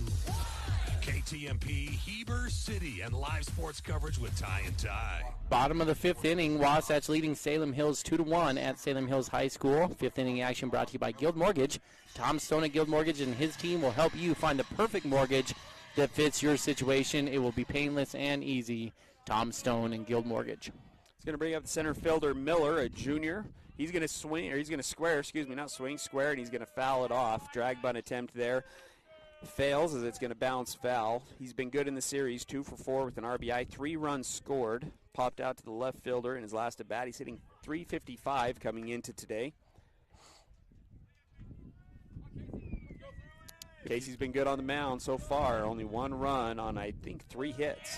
Well, yeah, exactly, Ty. That's where I wanted to go as well. If you're just joining us, Casey Anderson got the start for Wasatch, and he has been stellar. 4 innings pitched, only 50 pitches on the game so far, 3 hits, 1 run, given up 2 strikeouts. He's just been outstanding for Wasatch on the mound. Up 0-2 here to Miller. Miller, he gets him to roll over to Chet. Chet gets a good hop, throws it over to Bubbles at first base, and Miller is retired to start off the bottom of the 5th inning. Nice 5-3 play there from Wilson to Bolander. Going to bring out the left fielder, Hickman, a senior, 300 batting average coming into the year. He as well flew out to the left fielder in his last at bat. 0 for 3 in the series, but did walk 3 times yesterday in his plate appearances.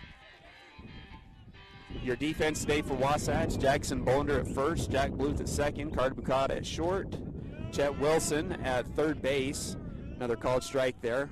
Want to give a shout out to Cray. He's been good receiving. That's a ball that's a little bit down, but just getting underneath that pitch, making it look like a strike. I think he got a strike call there from the umpire. 1-1 now the count after the off speed. He's been locked in all the way. His 2 at-bats have been really good. He's thrown a runner out on base. Cray's been excellent for Wasatch here today. This one's going to be smoked. It's a curveball that's smoked fair down the left field line. Crew Erickson does a good job of getting it in and keeping it to a single. That ball was smoked over Chet Wilson's head.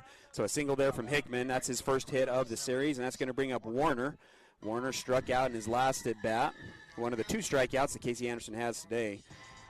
The reason why that's important for Cray's been in and out of the lineup, and for a 15, 16, 17-year-old kid, that can be tough, Ty, to be in the lineup and then out of the lineup. You can hang your head. And the fact that Cray's locked in today just shows how both things, Ty. I'm going to give a shout out to the coaching staff for keeping these guys involved, but also that Cray showing maturity of coming in and being like, you know what, I haven't been in the lineup. That's okay. I'm going to do my best here today. And you're right, he's been good today behind the dish for the Wasps. Well, Coach Haney's decided this is time to make a move, Tyler. He's going to do a pinch hitter here and go into the 9-hole, which was very productive on Tuesday for Salem Hills. He wants to take advantage of this opportunity.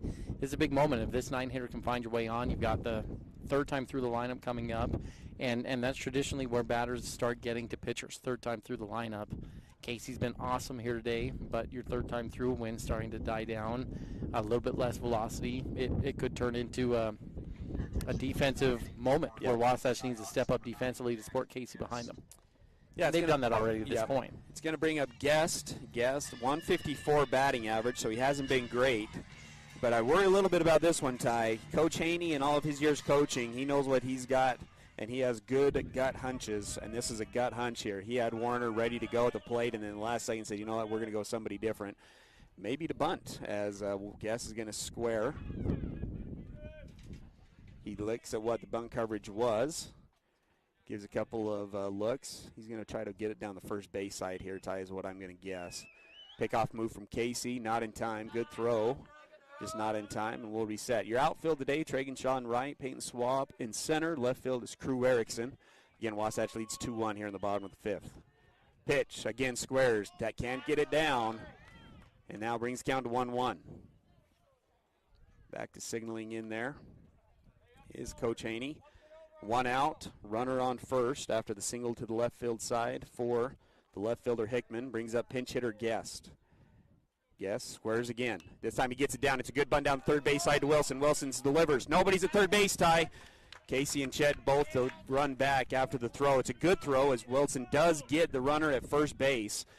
So Salem Hills playing a little bit of percentages here, right, Ty? You're going to go ahead and bunt your number 9 hitter to get him over to second base, and then give one of your best hitters, Vance. He's got 11 RBIs on the year, 1 for 5 in this series. He had a good barrel, if you remember, Ty, right at Jackson Bollender in his last bat against Casey, and he's got a duck on the pond here to try to tie this ball game up. Yeah, so that's what Coach Haney's playing here. He's playing top of the lineup. He's going to get to Anderson third time through. Casey again he's been solid all day. 4 2/3 innings pitched now, 4 hits. It's been good. Casey sets, delivers the first pitch of the at bat. It's smoked to left center field. Payton Swapp going back. He's not going to get to it. The gamble pays off as Vance is going to double to the left center field wall, and that's going to bring in the tying run. 2-2 now the score here in the bottom of the fifth, as he swings at the first pitch and laces it to the left center field gap. Yeah, and Payton never really seemed to see that ball, Tyler. That ball was into the outfield before he really seemed to have any direction with it.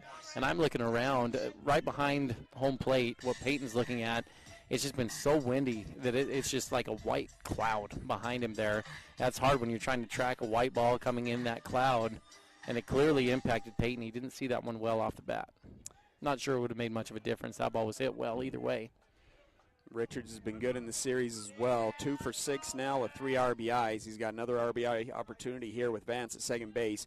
He grounded out to Bucad at short in his first at bat and then flew out to center field. This one's going to be swung on. It's a curveball. It's elevated to right field. Should be a can of corn catch out there for Tragan Shaw, and it is. So Wasatch minimizes the inning, but not before Salem Hills pushes the tying run across.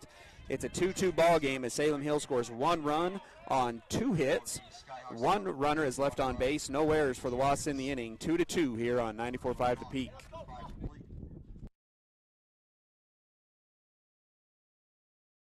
The 50s produced some great sound. That early rock and roll triggered so much emotion for so many.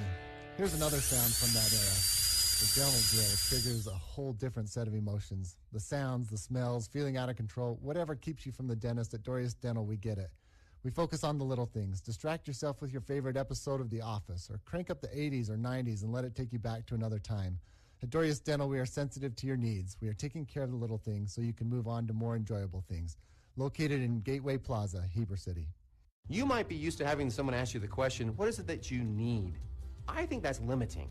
I'm going to take you through a 6-step process, and it's simply answering questions. And it might not just be home. It might be that you want that fancy new car. It might be that you want trips. It's your list.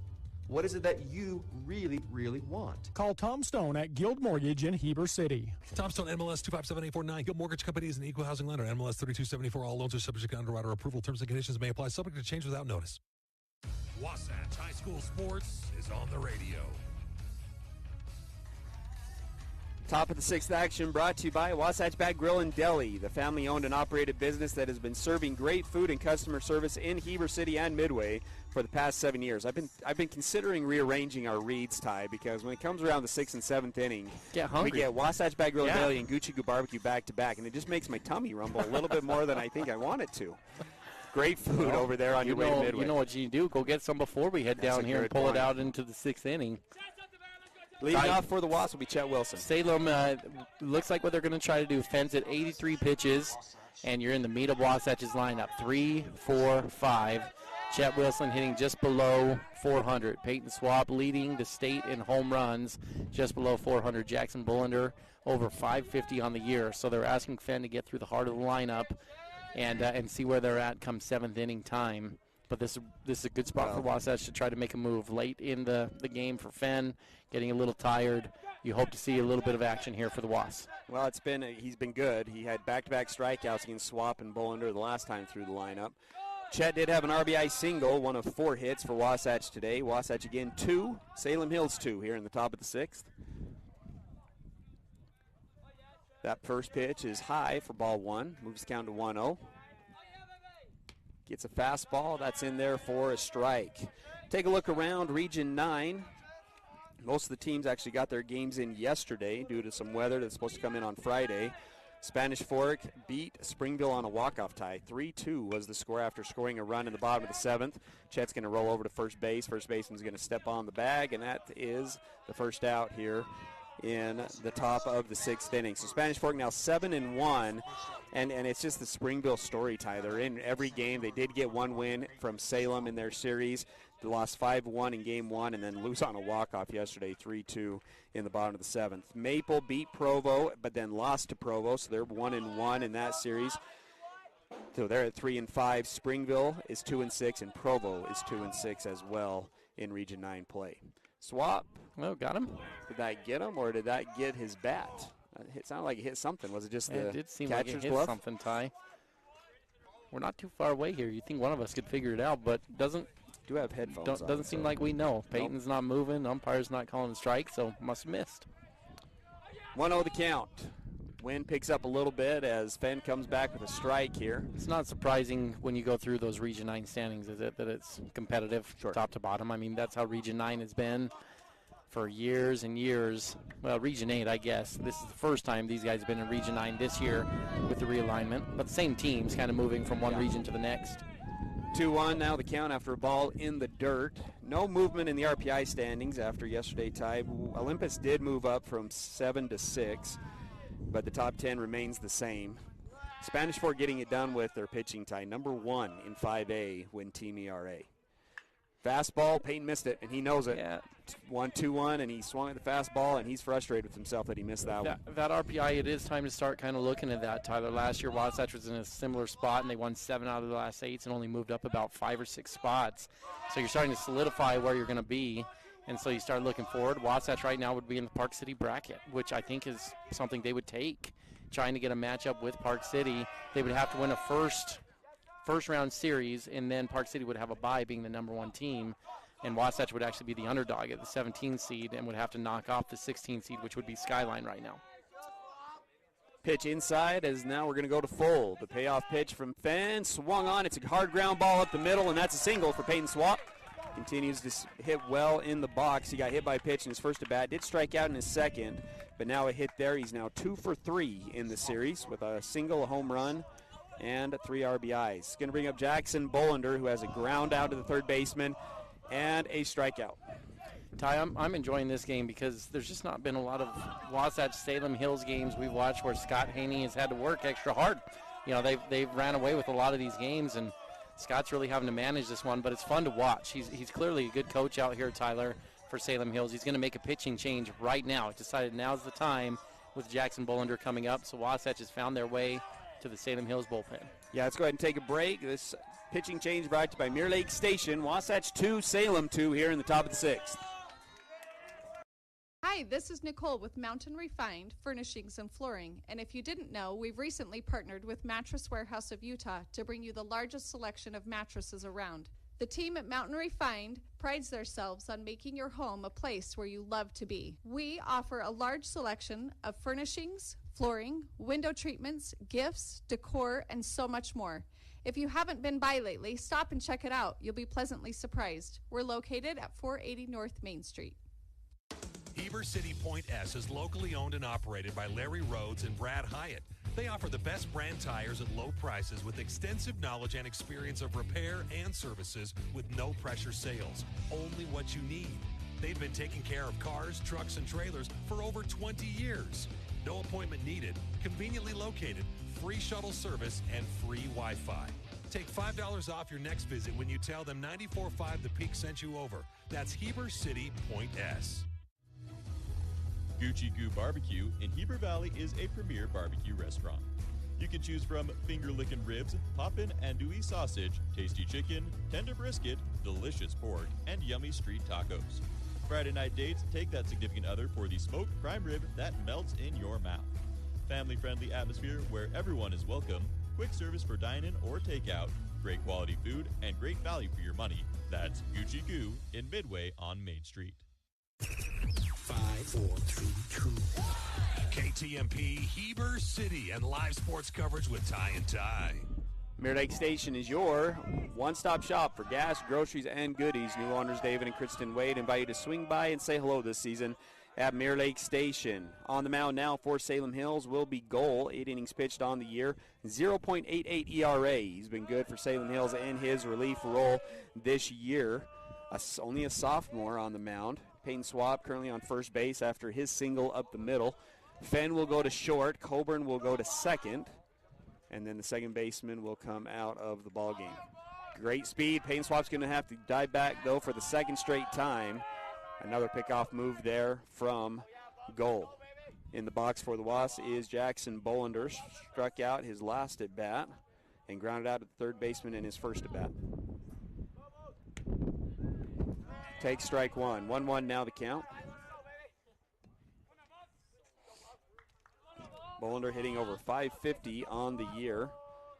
Currently 1 for 4 in this series with a double. Has 9 RBIs on the year and had a home run in his first game of the season. The 1-1. Curveball too far inside. Moves the count to 2-1. Jack Bluth on deck for the Wasps. He has a single on the day and grounded out to the shortstop on a decent barrel in his last at bat. Potential movement pitch here, Tyler, for Swap. Jackson Bolander's a great hit and run candidate as well. 2-1 pitch. It's pickoff move, not in time. Payton Swapp wasn't leaning on that one. And we'll reset. Again, the count 2-1. Wasatch 2, Salem 2. Top of the 6th. It's been a good one here. It's been windy. The wind's died down now. The 2-1 swung on. This one's deep to right center field. He hit it hard. It's going back, and the right fielder is able to make the play as that ball just kind of hung in the air. Payton had already round second base. He recognized that he's going to be able to get back to first. Tough break there for the Wasps as Jackson Bolander hit that ball hard, but it just kind of floated up there in the wind, and the right fielder makes the catch. Yeah, and the wind's not blowing too hard anymore, Tyler, but it may be just hard enough that it kept that ball in play. That ball is right at the base of the fence, and when you get that thing up as high as he did, it is into a little bit more wind, and that one unfortunately probably kept the ball in the park. 2 outs now with runner on first. Going to bring up Jack Bluth. Again, 1 for 2 on the day, 1 for 4 in the series. Thinks about swinging at a pitch up in the zone, but it's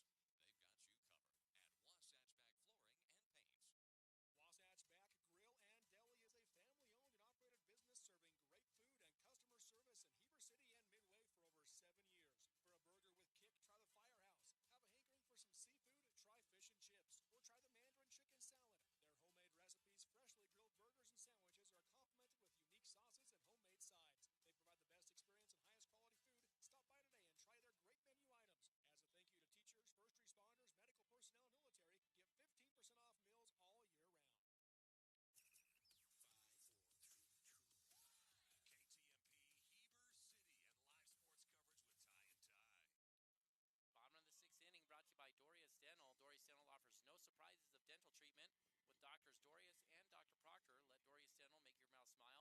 Learn more at DoriusDental.com. Bring up the number 3 hitter, Fenn. He's been good, Ty. He's got 3 hits on the day, make it 4 as he's going to hit the left center field gap. Payton's going to go over and cut that off and keep him to a single. But 3 straight singles for Fenn. He went up the middle, right center field, left center field. As Fenn's been good. 3 for 3, now 3 for 5 in the series and has reached base 6 times already in the series. And Salem Hills has their leadoff guy on, and Scott Haney is just so good when he gets that leadoff guy on. More curiosity here, Ty. I would expect he bunts.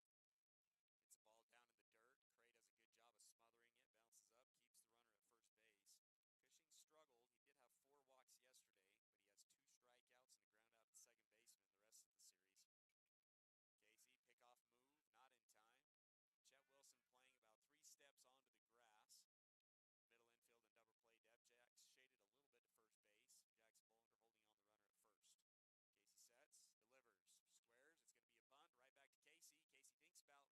Cushing struggled. He did have 4 walks yesterday, but he has 2 strikeouts and a ground out to second baseman the rest of the series. Casey, pickoff move, not in time.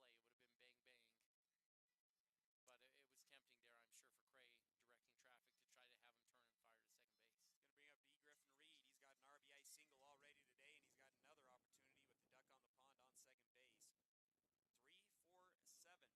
He's going to bring up D. Griffin Reed. He's got an RBI single already today, and he's got another opportunity with the duck on the pond on second base. 3 for 7 in the series. He's been really good in the box. He has 3 RBIs now. Casey 2 looks, delivers, fastball's up for ball 1. Jazz play tonight at home. Just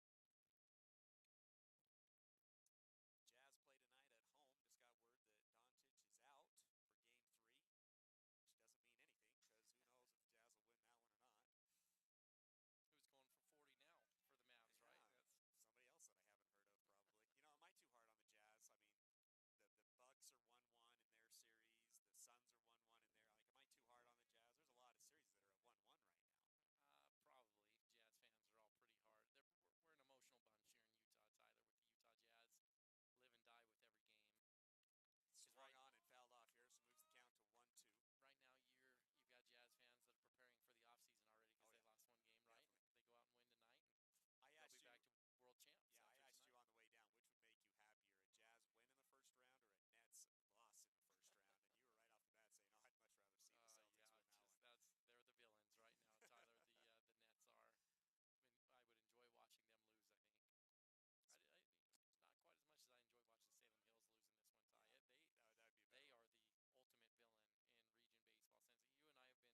Since you and I have been teaching and coaching here both since 2013. And this team has had our number. Ball floats over the dugout. Gage just gave him a squishy ball. Yeah, Gage jumped on that thing and it was a game ball. The umpire rejects it. That's not a gamer. Gage is going to throw that back to the young man that lost that over the fence here. That'd have been great. Throw out a T-ball to see how far they can hit that. Casey could have, he could do some work with that. Throw a squishy ball in there. 1-2 count here with 1 out. Duck on the pond for the Skyhawks. The pitch, it's in the dirt. Cray does a good job of smothering it, but a great job from Fenn. Not in time at third base.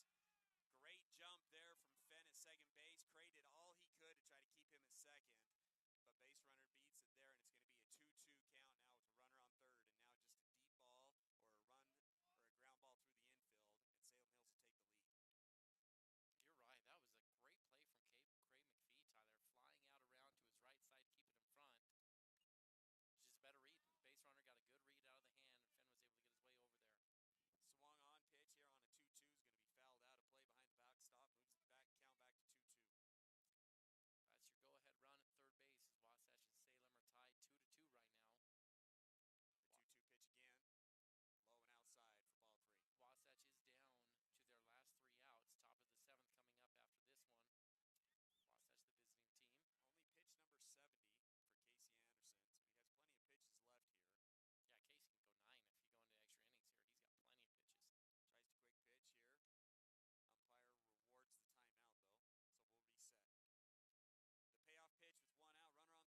Curveball swung on. It's going to be a high fly ball to shallow shortstop.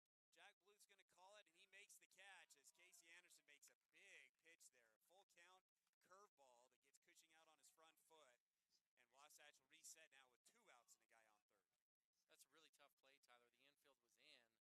that ball hit what looked like it was going out into center field. The wind swirling brings it all the way back nearly to the infield grass. So Bluth sprinting and watching that ball come back, called off Bucad, who was trying to settle, and that ball was actually working its way back into the direction of Bluth. Not an easy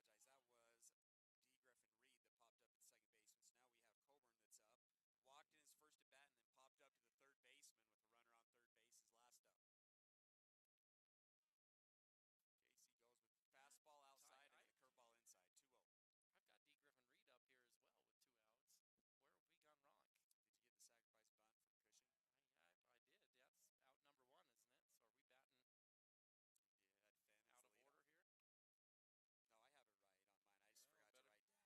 Griffin Reed up here as well with 2 outs. Where have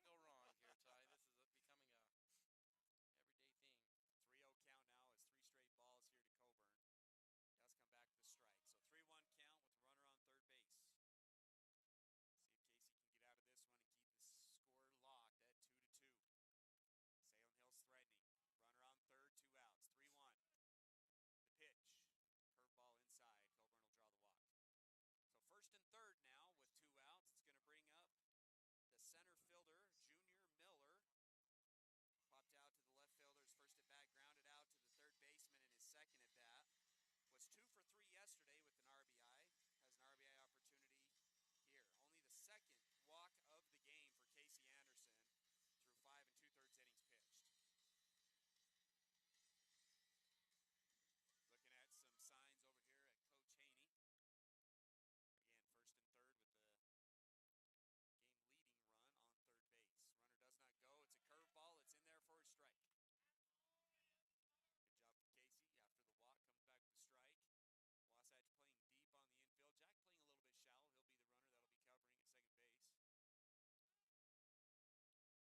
Wasatch playing deep on the infield. Jack playing a little bit shallow. He'll be the runner that'll be covering at second base. Casey steps off the back of the mound and will reset. No balls, 1 strike, 2 outs here in the bottom of the 6th. Pitch, fastball, too far outside, moves down to 1-1. Bubbles will be holding on the runner at first base. Everybody else playing normal. 1-1. Swung on. It's a ground ball to Chet. Chet fields it, throws it across the diamond. It's in time. Wasatch gets out of the inning with no runs scored here in the bottom of the 6th. No runs on 1 hit, no errors, and 2 runners are left on base. Wasatch is deadlocked 2-2 here on 94.5 The Peak. Hi, this is Abby Covarrubias, the Wasatch High School Student Body President. Did you know that parents are the number 1 reason kids don't drink? Believe it or not, teens still listen to their parents. In fact, kids usually listen to their parents more than anyone else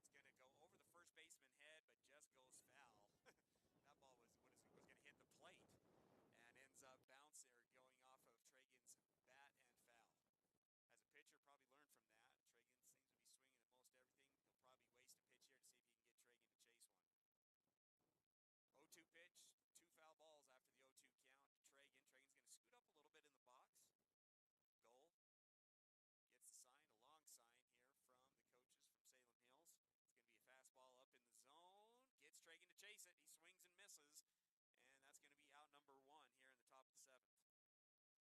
Well, you called it. As a pitcher, you see a guy's expanding the zone significantly and really chasing after everything. That's a great pitch. You've got a velocity pitcher on your side. You go just above the hands out of the strike zone, see if he'll chase, and Tragan did that very thing. He's going to bring up Bucad here. Bucad lined out at the second baseman on a good barrel in his last at bat, but it actually resulted in a double play on a hit and run attempt for the Wasps.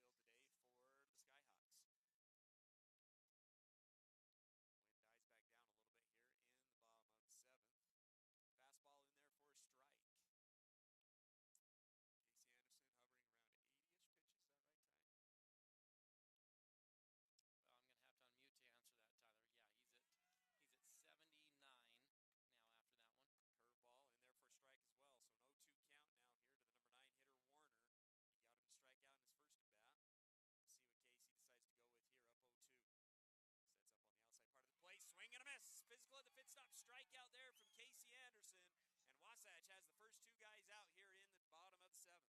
But it brings out the first baseman, Vance, who had an RBI double in his last at-bat to left center field that tied the game for the Skyhawks. Good pitches there from Casey as he continues to look good. First pitch going to be a curveball.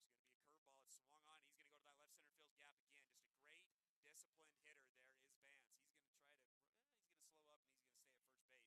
But a single there as Salem now has the game-winning run on first base, bringing up Richards, who's 0 for 3 today. Grounded out to the shortstop, flew out to center field, flew out to right field.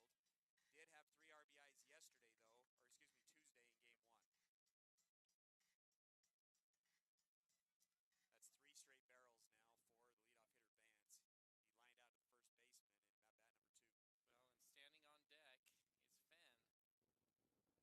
Well, and standing on deck is Fenn, who's 3 for 3 on the day, Tyler. You'd like to not get there. He's had Anderson's number, one of the few hitters that has been effective against Casey. For Fenn this today. Left-hander, Richards gets the box. The DH. Good lead from Vance. This one's going to be swung on. It's a curveball. Erickson goes over to it, and he makes the catch on the line drive to left field. And we've got extra inning action here at Salem Hills High School. Casey Anderson continuing to look good as Salem Hills is retired. No hit, no runs on 1 hit, no errors, and nobody left on base. 8th inning action coming up here on 94.5 The Peak. The 50s produced some great sound. That early rock and roll triggered so much emotion for so many.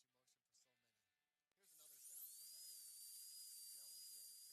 era. The dental drill triggers a whole different set of emotions. The sounds, the smells, feeling out of control, whatever keeps you from the dentist at Doria's Dental will get it. We focus on the little things. Distract yourself with your favorite episode of The Office. Crank up the 80s or 90s and let it take you back to another time.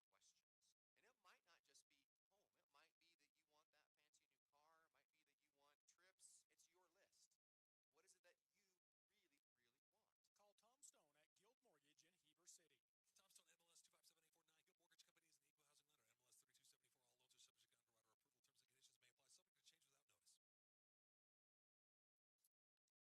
taking care of the little things so you can move on to more enjoyable things. Located in Gateway Plaza, Heber City. You might be used to having someone ask you the question, what is it that you need? I think that's limiting. I'm going to take you through a 6-step process. And it's simply answering questions. And it might not just be home. It might be that you want that fancy new car. It might be that you want trips. It's your list. What is it that you really, really want? Call Tom Stone at Guild Mortgage in Heber City. Tom Stone, MLS 257849. Guild Mortgage Company is an equal housing lender. MLS 3274. All loans are subject to underwriter approval. Terms and conditions may apply. Subject to change without notice. Welcome back. Extra innings action here on 94.5 The Peak. Wasatch lost 13-3 to the Salem Hills team on Tuesday. They come back today, and Casey Anderson has thrown a gem so far today.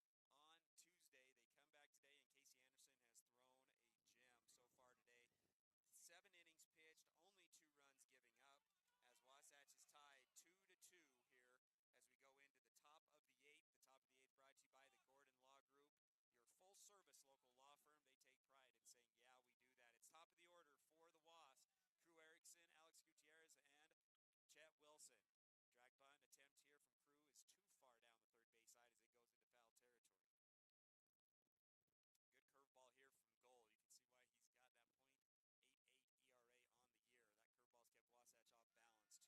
2 Ks out of the 6 outs that he's retired so far in the game today.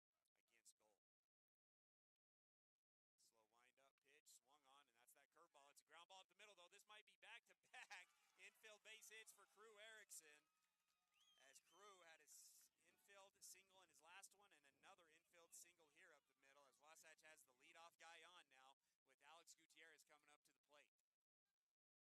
Well, now you got to execute. Right? Yeah, exactly. That's what I was going to say. Pretty simple strategy here. You're asking Alex to get a bunt down, move him over, and let 3, 4, 5 knock him in. Got 2 chances at least with the 3-4 coming up. Chet already with an RBI single in the game today. Alex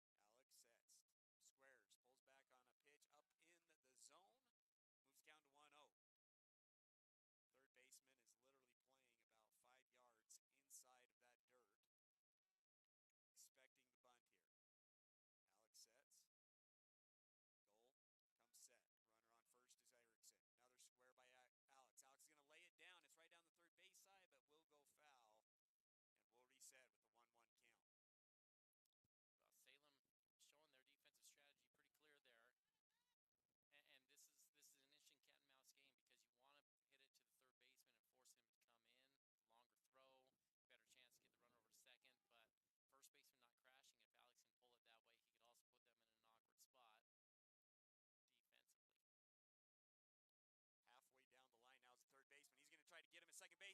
Fumbles it, though. Has to throw it quick. Doesn't get it. Nobody covers third. And Crew Erickson goes from first to third on the bunt to the third baseman. That's the play of the game, Tyler. That is the play of the game from Crew. Heads up watching that. The third baseman put his head down when he overshot the ball and then had to recover. He got discombobulated, and everyone got caught watching, and Crew took full advantage of that. Cushing just for a moment lost focus after he tried to barehand it. Still made the play to get him out, but didn't come back on a heads-up play. And then pitcher, shortstop probably should have been covering on that as well with the third baseman making the play. He's going to bring up Chet Wilson. Chet's going to line one down the left field line. Is it fair? It's fair! It's fair! Chet's going to go to second base on the double, and Wasatch takes the 3-2 lead on the RBI double down the left field line by Chet Wilson. What a sequence there for Wasatch. Great job all the way around. Good execution from Gutierrez to put the pressure on Salem. Crew being heads up to get over to third base. And then how about Wilson getting the job done, knocking the go-ahead run in. He had been quiet, and then he breaks out today. 2 for 3 now with 2 RBIs, a single and a double for Chet Wilson, the junior. Now has 14 RBIs on the year. Well, don't be satisfied if you're Wasatch. Keep coming at him. You got the heart of the Salem Hills lineup coming up next. See if you can't tack on 1 or 2 more here. Payton Swapp now up. He'll take that curveball down in the dirt. Wasatch leads 3-2 here in the top of the 8th. And catcher wants to talk to goal. Trip to the mound brought to you by Mirror Lake Station. Best donuts in the state of Utah. Stop on in to Mirror Lake Station for gas, groceries, and goodies. Owners David and Kristen Wade invite you to swing by and say hello this season at Mirror Lake Station. You know, I'm curious what that conversation was. Wisely it would have been, hey, be careful what you throw to this guy. Payton had a 3-run bomb against Salem Hills in the opener. Again, he leads the state in home runs in 5A. And you've got a double play candidate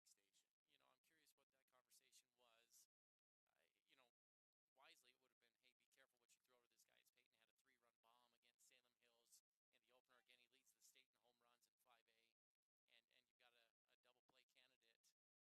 a single up the middle in his last at bat. He's 1 for 2 today. He got hit by pitch in his first at bat. Big lead by Chet Wilson at second base. Still only 1 out. Good pitch there from goal. He comes back with the curveball in the inside corner and moves the count to 1-1. These guys, Tyler, they're getting my attention.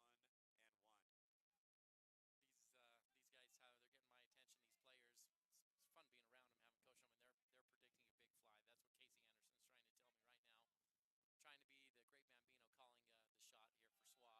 I'd be surprised if Pate gets something that he can handle too much here. And the wind, it's just swirling, and so it'd be interesting. Although that shot that he had at Wasatch yesterday was a line drive shot over. That was not held by the wind much. Big lead again by Chet at second base.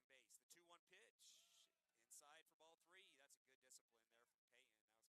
That was kind of that curveball, and Payton's got good enough hands that he can hit a curveball out, but he leaves that one on the inside. Moves the count to 3-1. Good hitter behind him in Jackson Bolander. 0 for 3 today. Yeah, but He's he hit good the on last the one. year. He hit the last one on the screws, though, Tyler. Bolander did. 3-1 pitch, swung on. It's going to be a ground ball to the shortstop. Shortstop's going to try to get Chet, Oh, and he's not wow. going to be in time.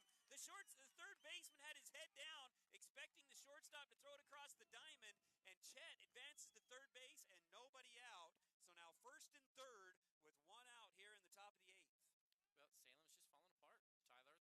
They are making mental mistakes in this inning, and it's not a common thing that you've seen from Salem Hills. Both third and short in this inning, Tyler, have let Salem down defensively. Probably the right move from the shortstop. Usually as the second base, if you're on second base, if the ball's in front of you, you stay. And Chet broke, and so they tried to get him at third base, but Cushing just was kind of late getting to the bag and wasn't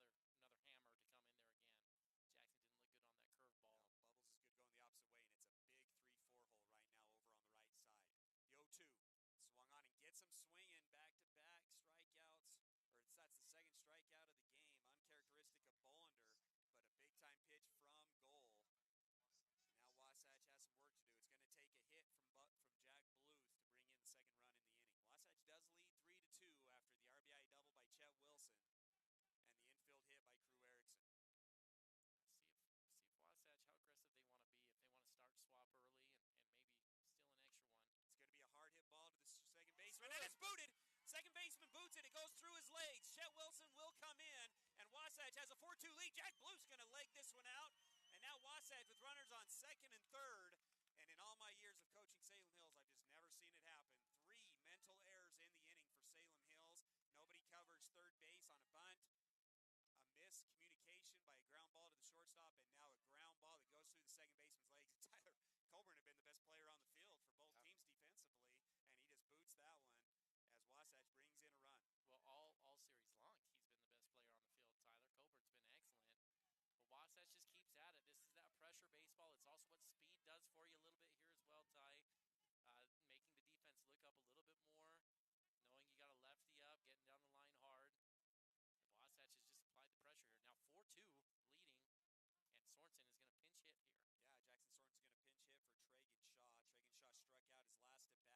Sorensen is going to pinch hit here. Yeah, Jackson Sorensen's going to pinch hit for Tragan Shaw. Tragan Shaw struck out his last at bat. Jackson Sorensen, 450 batting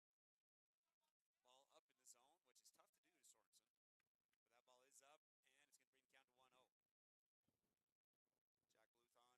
He had a rough outing in his last one, 3 Ks against Provo. But he's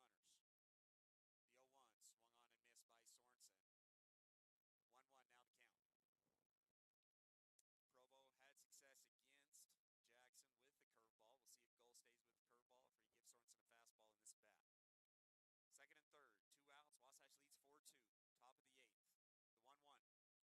2 outs. Wasatch leads 4-2. Ball up in the zone, which is tough to do to Sorensen. But that ball is up, and it's going to bring the count to 1-0. Jack Bluth on second. Payton Swapp at third.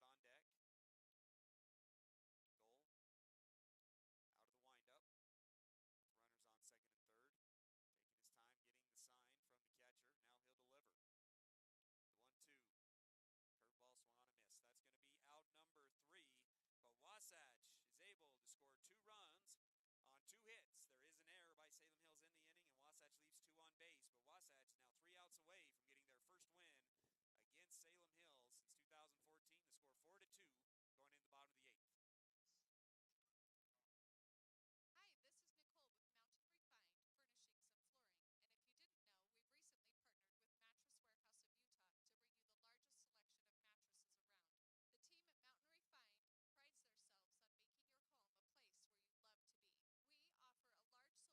check it out. You'll be pleasantly surprised. We're located at 480 North Main Street. Heber City Point S is locally owned and operated by Larry Rhodes and Brad Hyatt. They offer the best brand tires at low prices with extensive knowledge and experience of repair and services with no-pressure sales. Only what you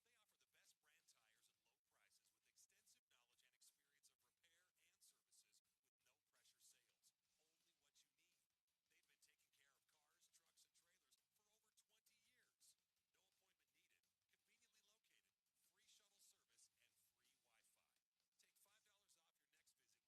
No appointment needed. Conveniently located. Free shuttle service and free Wi-Fi. Take $5 off your next visit when you tell them 94.5 The Peak sent you over. That's Heber City Point S. And now, back to the action. Wasatch High School Sports on 94.5 The Peak. It's been a gutsy performance for the Wasps. This bottom of the 8th brought to you by Gravity Coalition, offering the best in bike, skis, snowboards, skateboards, and more in the Heber Valley. Wasatch 3 outs away after scoring 2 runs in the top of the 8th inning. They currently lead 4-2. It was 2-2 at the end of the 7th. Wasatch now goes into the bottom of the 7th. The bottom of the 8th, up 4-2.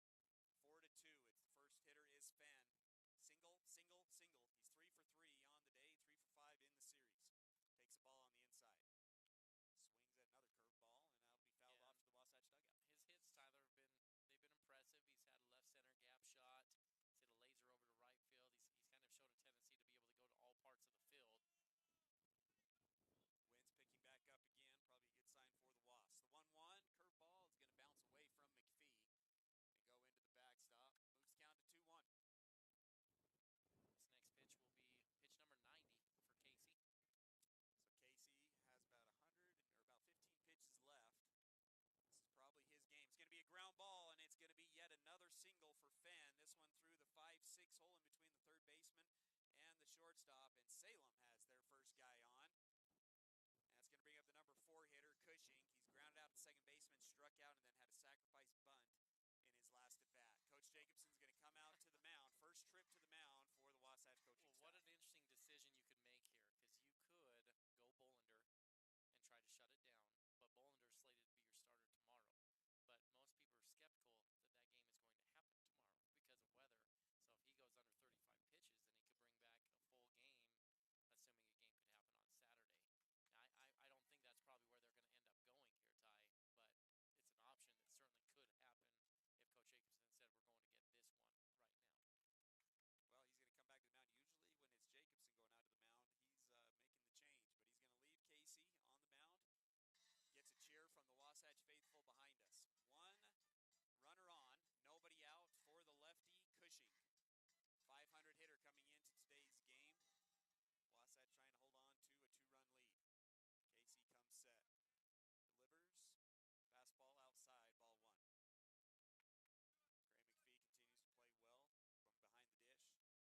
from behind the dish. No balls have gone to the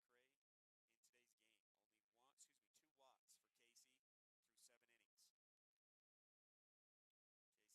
through 7 innings. Casey sets. The 1-0. Curveball swung on and missed. It's foul ball. I didn't hear the foul, so it's 1-1. Thought that ball had gotten away from Cray, but it's just a foul ball. Moves down to 1-1. That kind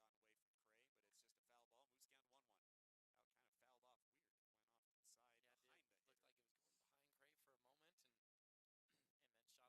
it was going behind Cray for a moment and then shot off to the side. Moves the count to 1-1. Pickoff move, not in time. Reset at 1-1. Cushing yesterday was 0 for 1 with 4 walks. Hadn't seen a lot of pitches before today. Does have 2 strikeouts in the series. The 1-1. Swung on. It's a pop fly to left field. Everybody going over for it, but it's going to go all the way and out of play. And now we have 2 strikes now on Cushing. Umpire he's in the Cobra. Got the after throwing that ball to Casey, he one-hopped him, and he's disgusted with himself. The surrender Cobra. There we go. There we go. 1-2 the count. A little bit bigger lead there now for Finn at first base with the 1-2. Wouldn't be surprised to see him in motion on the 1-2 to try to take away the double play. The 1-2 pitch. Runner doesn't go. It is a ground ball up the middle. Bucad fields it, touches the bag with the ball as he slid off his feet, but was able to get the ball, touches the second base with the ball. Wasatch gets the leadoff runner out. So 1 out now, and that's going to bring up D. Griffin Reed, who had an RBI single to left field in his second at bat. He's 1 for 3 on the day, 3 for 8 in the series. It's a pretty good play from Bucad, Tyler. That play coming slowly around. Bluth had been shaded a little bit to the pull side with the lefty up. And it's slow enough, you're probably not getting the double play either way. So Bucad squares it up, hangs on, makes sure he gets 1 over there at second base. D. Griffin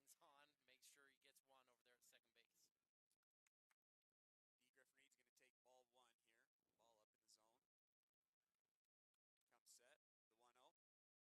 Ball up in the zone. Comes set. The 1-0. Curveball, low and outside for ball 2. Well, I guess you have Zimmerman. I thought Gage would be the one they'd go to here. You do have Zimmerman that is available if they need him. The 2-0 is also into the dirt, but Cray again does a great job of smothering that thing. And now we have a 3-0 count. Yeah, you've got them, but neither of them are getting loose, Ty. So this one's Casey's. Probably can get 3 more batters out of it.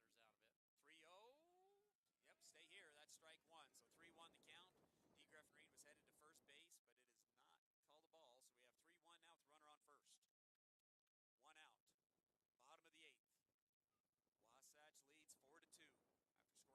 in the top of the 8th. The 3-1. And he does get ball 4 on that one. Wasatch faithful wanted to call it strike, but it's not the case. Only the 3rd walk of the day for Casey Anderson. And we'll see what they decide to go here. Coach Jacobson trotting out to the mound. Well, you got to make a change here.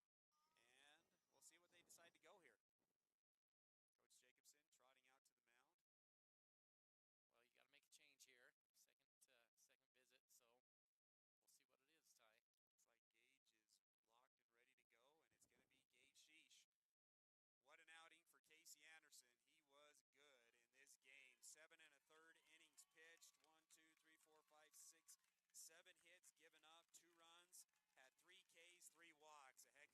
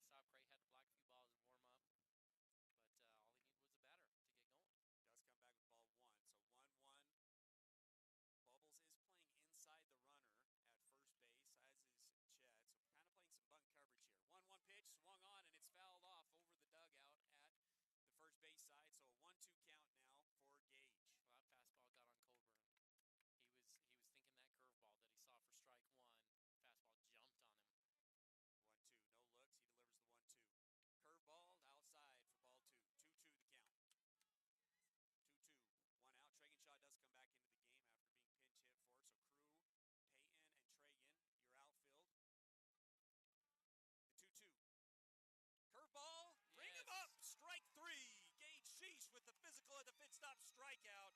And Wasatch is now down to their third and final out to get the win against Salem Hills. It's going to be the center fielder Miller, who is 0 for 3 on the day. Flew out to left field, ground out twice to the third baseman.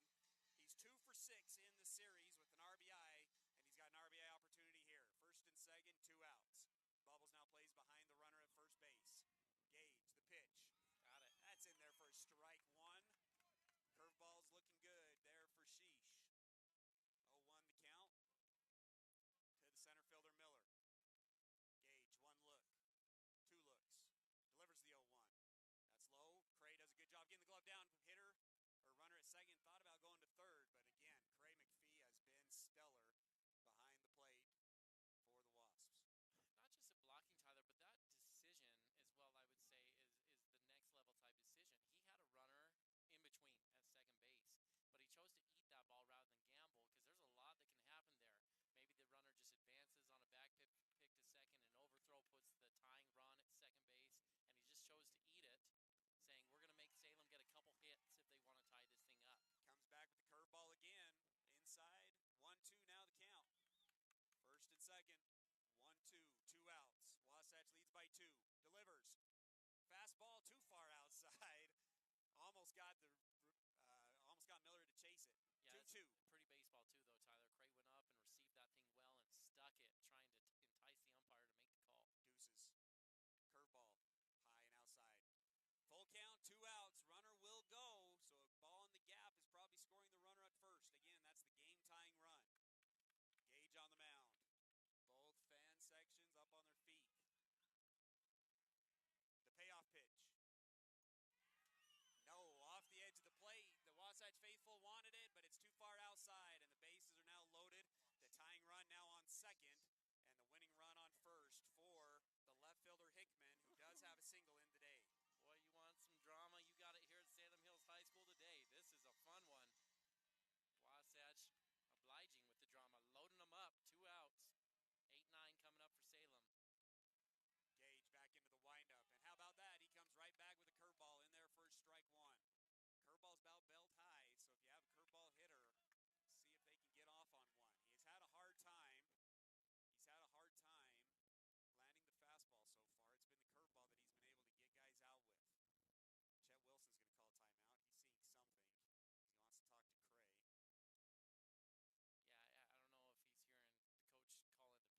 know if he's hearing the coach calling the pitches. He's standing right there by the head coach of Salem Hills, or the base runner signaling in the pitches or whatever. And he must have saw something like that there, Tyler, because Gage was in a rhythm. About, yeah. And you don't want to get your pitcher out of a rhythm otherwise. Well, here we go. Bases loaded. The number 8 hitter up for Salem Hills is Hickman, but he's a 300 hitter on the year, and he's 1 for 3 today. 8 RBIs, and he has a home run on the season. Gage out of the windup. No balls, 1 strike. Digs a little bit for the pitch. Now delivers the 0-1. Too far inside for ball 1. 1-1 the count. Cray wants another timeout. And you're right, Ty, it's kind of gotten him out of his rhythm a little bit. Well, we'll see the progression of this Wasatch High School team. 5 out of their first 8 games, they ended up losing by 1 run in the last inning like this, and they struggled to find a closer. They've got a chance now. This is the first opportunity they've really had in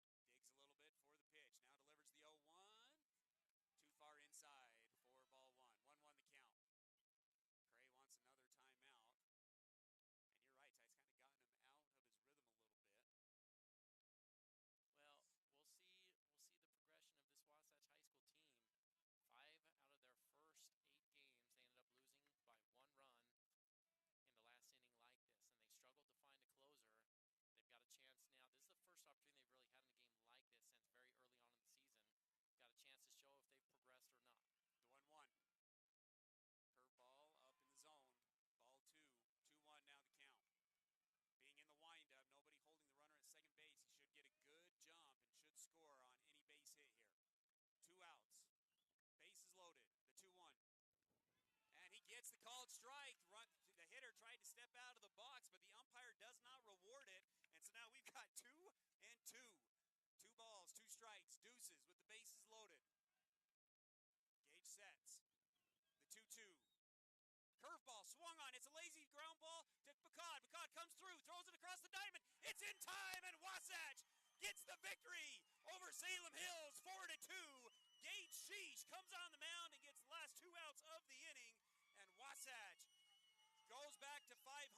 And after losing 13-3 on Tuesday, they come back and get a 4-2 victory here at Salem Hills High School. Hats off to Coach Jacobson. Hats off to Casey Anderson, who threw 7 1/3 innings and only gave up 2 runs.